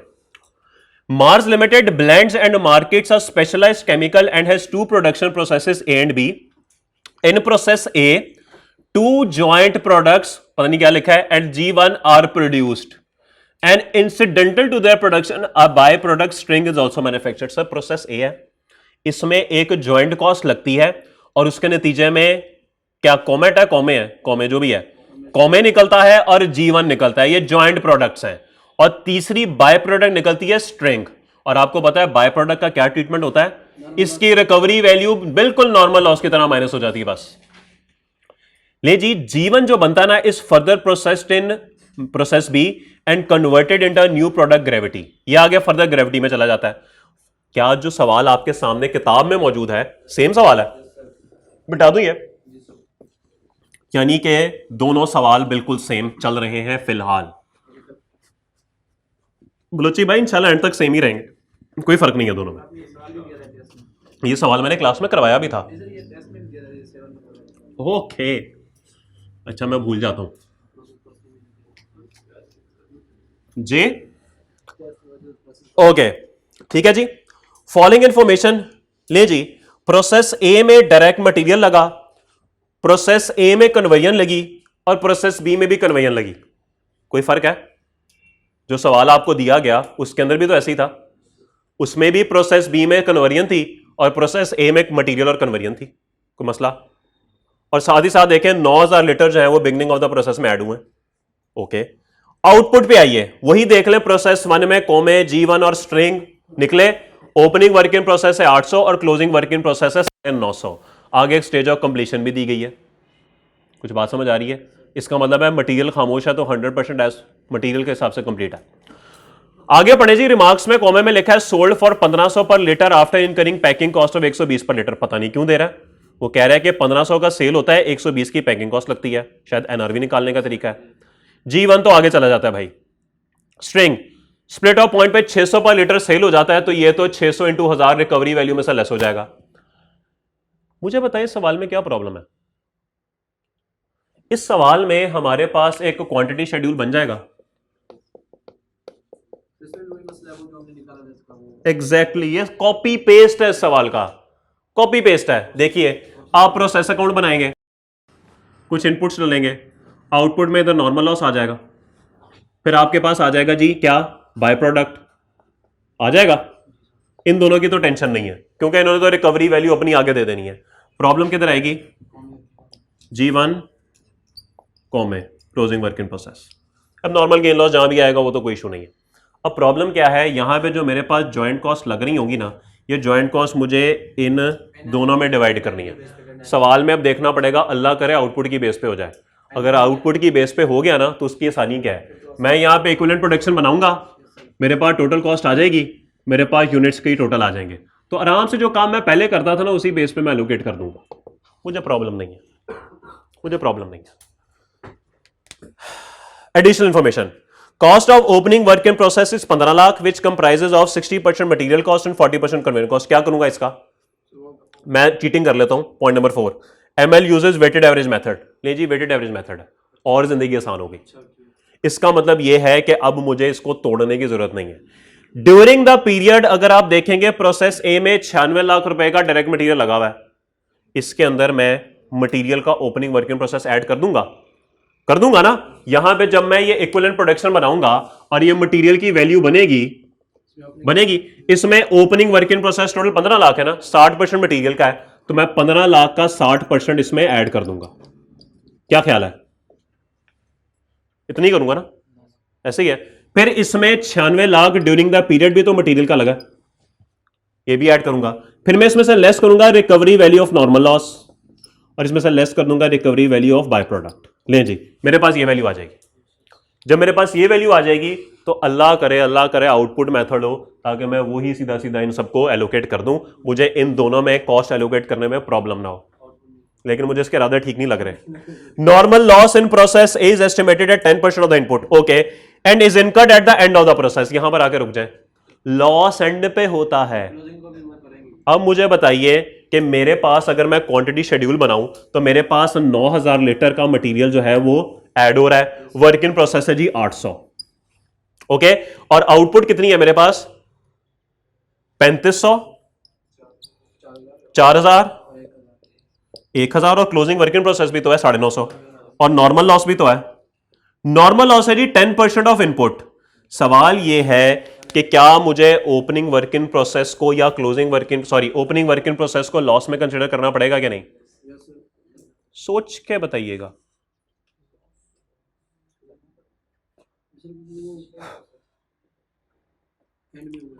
बताइए क्या करना है भाईजान? एट द एंड, जब एट द एंड की बात होती है ना तो वो 100% की बात होती है, या वो सवाल में खुद बोलेगा क्या closing work in process at the end पहुंचा है? देखें कितने परसेंट है सर। ये एंड होता है? एंड तो होता है जब वो खुद कह दे या 100% हो। ओपनिंग तो बिल्कुल आप लेंगे, ओपनिंग बिल्कुल लेंगे, क्लोजिंग को निकालना पड़ेगा। क्लोजिंग पर लॉस ही नहीं है क्योंकि वो एंड पे पहुंचा ही नहीं है अभी। तो ये तो बात हम पहले कर चुके हैं, मैं बस आपको रिमाइंड करानी थी। ओके, तो ये भी प्रॉब्लम सॉल्व हो गई, अल्लाह करे output method. Okay, the rejected quantity from process A is sold for 200 पर लीटर। तो कोई मसले वाली बात नहीं है, ये तो 200 पर लीटर के हिसाब से हम सेल कर देते हैं। Recovery value of normal loss है, no loss is incurred in process भी, शुक्र अल्लाह का। अभी तक सवाल सेम जा रहा है हमारा, कोई इसके अंदर कोई इतनी रॉकेट साइंस फर्क नहीं है। Proceeds from sale of a by product string are treated as reduction in joint cost. तो ये बात तो मैं पहले से ही पता थी, तो हमने बाय प्रोडक्ट की वो देखें कॉस्ट को ऑलरेडी वहां से लेस कर दिया हुआ है। सर एक जुमला बचा है, या अल्लाह इसके अंदर आउटपुट मेथड ही लिखा हो। नहीं है लिखा। Joint cost are allocated on the basis of net realizable values. उठ जाते हैं। मैं नहीं खेलता छोड़। ओके, तो भाईजान जॉइंट प्रोडक्ट जो की कॉस्ट जो है वो एनआरवी की बेस पे होती है, स्प्लिट ऑफ पॉइंट। तो इसका मतलब ये है कि अब मसला क्या हुआ, कॉमे G1 और स्ट्रिंग, और किसको, G1 को प्रोसेस कर रहे हैं, G1 को प्रोसेस करें। यहां तक आते आते मेरे पास जॉइंट कॉस्ट लग गई 9.6 मिलियन की, वो मटेरियल लग गई, कन्वर्जन लग गई, वो सारी कॉस्ट जो इधर आ रही होंगी वो सारी इधर लग गई होंगी। इसको मैं आगे फर्दर जो है वो प्रोसेस 2 में, ये प्रोसेस 1 है जी। अब प्रॉब्लम क्या है जी, प्रॉब्लम ये है कि जो कॉस्ट मेरी यहां पर लगी है इसको मैंने एनआरवी की बेस पे इन दोनों में डिवाइड करना है। यहां से मैं सिंपल इसको मल्टीप्लाई नहीं कर सकता, गलत हो जाएगा। तो मुझे क्या चाहिए जी, मुझे चाहिए इन दोनों की सेल प्राइस, वो जो लेस हम करते हैं एक्सपेंसेस, और मुझे चाहिए एनआरवी इन दोनों की। ऐसे ही है सर। उसने कॉमे के बारे में तो बताया हुआ है जी 1500 पर लीटर है, माइनस 120 है, तो 1380। ये तो सॉरी, ये तो मेरे पास आंसर आ गया, 1380 का आंसर तो मेरे पास आ गया। G1 की क्या है सेलिंग प्राइस, G1 की सेलिंग प्राइस क्या है? G1 की कोई सेलिंग प्राइस नहीं है। G1 की मैं एनआरवी निकाल नहीं सकता। क्या उस क्वेश्चन नंबर 2 में यही मसला था? सेम मसला था उस क्वेश्चन नंबर 2 में। अब क्या करूं भाई, अब अगेन वही बात, उसने मुझे ग्रेविटी का डाटा दिया हुआ है, वो कहता है ग्रेविटी जो है ना इसके साथ वो 2200 उसकी सेलिंग प्राइस है, और इस पे पैकिंग कॉस्ट लगती है 140 की। लेकिन अब क्या करूं, अब अगेन वही बात, अगर मैं प्रोसेस 2 में लगने वाली कॉस्ट इसमें से निकाल दूं तो इसका मतलब है ये वापस यहां पे आकर खड़ा हो जाएगा। वही सवाल नंबर 2। तो इसका मतलब है कि G1 की एनआरवी निकालने का तरीका यही है कि मैं ग्रेविटी के इसमें से प्रोसेस 2 की कन्वेयर कॉस्ट माइनस कर दूं, और वो कितनी है जी, वो है 2000 है। 2000 कितने यूनिट्स की है जी, 2000 कितने यूनिट्स की है जी, 4000 यूनिट्स की है जी 2000। तो इसका मतलब यह है कि एक यूनिट की कितनी होगी, 2 मिलियन डिवाइड बाय 4000, कितनी, 500। ये जब आप निकालेंगे ना तो आपके पास जो आंसर आएगा, क्या आंसर आ रहा है, 1560। सर यही एनआरवी है आपके G1 की। ये वन नहीं था, ये जो कुछ भी न्यू नहीं था इसके अंदर, इस सवाल में कुछ भी न्यू नहीं था, इसलिए तो आपको सवाल दिखाया। ऊपर वो तो इजी था, उसमें वो नहीं दिया हुआ था एनआरवी, इसलिए वो पॉइंट 2 वाले में उसने सवाल नंबर 2 में है एनआरवी। इसे एनआरवी ने निकाला था वो प्रोसेस 2 में से। हाँ तो ये भी वैसे ही निकाला है। ये जो वो दिखाइए सवाल नंबर 2 दिखाएं मुझे इसमें नहीं था ना, जी। 140 इसमें नहीं था, वो 140 में निकाला। कौन सा 140 नहीं था इसके अंदर, 140 जो इसका मिला हुआ है ना, ये कॉस्ट हम जो इनकर कर रहे हैं। ये देखें J प्लस 1400 पर लीटर का सेल तो हो रहा है। यस सर, वो हाँ तो ये 140 जो हम पैकिंग कॉस्ट लगा रहे हैं वो इसमें नहीं। ओहो यार, पैक कॉस्ट ही थी ना एक ऐड, प्रोसीजर में तो कोई फर्क नहीं है उसमें भाई, ये जीरो होगा, बाकी ये 500 तो आपने ऐसे ही निकाला ना जैसे वहां पे निकाला। तो बस अब आगे मुझे बताइए, अब आपके पास दोनों की एनआरवी आ गई, ये एनआरवी आपके पास आ गई जी 1560 आ गई। इसकी बेस पे आप इन दोनों कॉस्ट को करेंगे पोर्शन, और वो मेरे ख्याल में बाप को मेरे से बेहतर आती है पोर्शन करना। पोर्शन करें और वैल्यूज यहां पे लिखें। उसने मांगा क्या हुआ सवाल के अंदर, सवाल तुमने पढ़ा ही नहीं requirement. Prepare quantity schedule, equivalent production schedule. तो क्वांटिटी शेड्यूल तो आपका बन गया। इक्विवेलेंट शेड्यूल में आपने बिल्कुल इसी तरीके से चलना है, और आपने सिर्फ क्या करना है, जो आपकी ये कॉस्ट होगी ना इन दोनों की, वो आपने इस बेस, इस फॉर्मूला से निकालनी है बस। अब वो उस बेस पे नहीं होगी जो हम पहले पर यूनिट निकाल के मल्टीप्लाई करते थे, वो नहीं होगी। उसके बाद क्या कहता है जी, cost per litre of cost, ये तो कोई मसला नहीं है, ये तो आप नंबर ऑफ यूनिट से डिवाइड कर ही देंगे। अकाउंटिंग एंट्रीज, हाँ जी, अकाउंटिंग एंट्रीज क्या होंगी, गेन लॉस की क्या एंट्रीज होती हैं भाई, नॉर्मल लॉस। इस सवाल में गेन आ रहा है कि लॉस आ रहा है, देखिए चीटिंग कर लें, चलिए मैं बता दूं इसमें गेन आ रहा है, ठीक है बता देता हूं, समझाना ही है ना, गेन आ रहा है। Okay, credit process account, debit normal loss account with recovery value, okay. अब नॉर्मल गेन यहां पर आता है, debit process account, credit abnormal gain account. जो भी वैल्यू आ रही होगी, और ये वैल्यू कहां से निकलेगी, ये यहां से निकलेगी, यहां से आती है ना वैल्यू, यहां से वैल्यू आती है, ओके। और वो आप यहां पे लिख देते हैं और वो यहां पर आ जाती है, ओके। अब जब भी एबनॉर्मल गेन आता है ना, आपको पता है एक प्रॉब्लम होती है सर, नॉर्मल लॉस आपका निकला होता है मिसाल के तौर पे 1000 यूनिट्स का, गेन मिसाल के तौर पे होता है 200 यूनिट्स का, लेकिन असल में लॉस तो फिजिकली 800 यूनिट्स का होगा ना। तो यहां पे जो आप बेचेंगे वो 800 यूनिट्स का बेचेंगे, और 200 से इसको क्लोज करना है तो 200 यूनिट्स। अब अच्छा ओके, एंट्रीज पे आ जाए। Debit normal loss, credit process account, problem. Debit process account, credit normal gain, problem. Disposal करें, debit cash, credit normal loss, को प्रॉब्लम, ओके। उसके बाद हम शिफ्ट करते थे यहां पे, credit normal loss, debit abnormal gain, differential values है, डिफरेंशियल वैल्यूज है। आंसर आ गया। मिसाल के तौर पे यहां 500 पड़ा हुआ है, यहां 300 पड़ा हुआ है, तो 200 से debit abnormal gain, credit profit and loss. तो ये एंट्रीज थी बस, और ये हम लेजर पहले बना चुके हैं, बस आज आपको लेजर बना के एंट्रीज ही बताइए, ओके। हाँ पूछता है तो वो सिंपल है मेरे ख्याल में सारा कुछ, बस एक ये ट्रिक है कि नॉर्मल लॉस को क्लोज करने के लिए आप अब नॉर्मल गेन के अंदर एंट्री फेंक देते हैं जी, बैलेंसिंग से होगी एंट्री। ये आपकी एक्चुअल यूनिट्स होंगे डिस्पोजल वैल्यू से, ये तो आपका यहां से आ रहा होगा, और ये बैलेंस करने के लिए जो भी बैलेंस बचता है वो आप उठा के यहां फेंक देंगे। That was the question and it was the copy paste of question number 2। ठीक है, कॉपी पेस्ट। तो जिन लोगों का ये पेपर पास नहीं हुआ, आपको पता है अब उनके साथ क्या करनी चाहिए। कोई सवाल किसी का? ले जी, ये पेपर भी डिस्कस हुआ। अब मेरे ख्याल में अब शायद मेरी और आपकी मुलाकात शायद रिजल्ट में या पेपर्स के बाद ही होगी, और मेरी पूरी कोशिश है कि मेरी और आपकी मुलाकात इस क्लास के अंदर ना हो। दूसरी क्लासेस में तो अब आप जारी बात है अब आगे चले जाएंगे, इतनी बड़ी बड़ी क्लासें मैं नहीं पढ़ाता, मेरा छोटी क्लास में पढ़ाता हूँ, वो ज़रा ओ अस्तगफिरुल्लाह। तो ठीक है जी, अब ज़रा हिम्मत से जाइएगा। मेरे ख्याल में बस अब के बाद ये पेपर करना होगा सॉल्व, एक दफ़ा खुद कर लीजिएगा। नया सवाल अब ना ही देखें कोई तो बेहतर है, क्योंकि अब ये टाइम आपका बिल्कुल डीमोटिवेट होने का नहीं है। अब आपने अच्छा इस पेपर के अंदर ना आप बड़े आराम से पास हो सकते हैं। इवन जो ट्रिक्स थे ना इस पेपर के अंदर, अगर वो भी गलत हो जाएंगे ना तो कोई प्रॉब्लम नहीं है। जैसे पिछला सवाल हमने डिसीजन मेकिंग का किया, उसमें अगर आपने रैंकिंग उस पर भी लगा दी ना तो कोई मसले वाली बात नहीं है। 10 नंबर का सवाल था, 2 नंबर कट जाएंगे, 3 कट जाएंगे, मेरे ख्याल में फिर भी आप हर सवाल में पास बड़े आराम से हो सकते हैं। सिर्फ एक काम करना है, कोशिश करनी है पेपर पूरा करके आए। ये ना हो कि 80 का करके आ रहे हैं, 75 का करके आ रहे हैं, पेपर 100 का 100 होना चाहिए, 100/100 होना चाहिए। बात समझ आ रही है? ओके।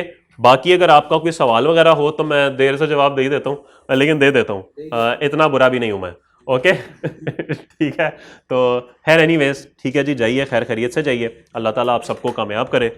इंशाल्लाह फिर आपसे मुलाकात होती है। अल्लाह हाफ़िज़।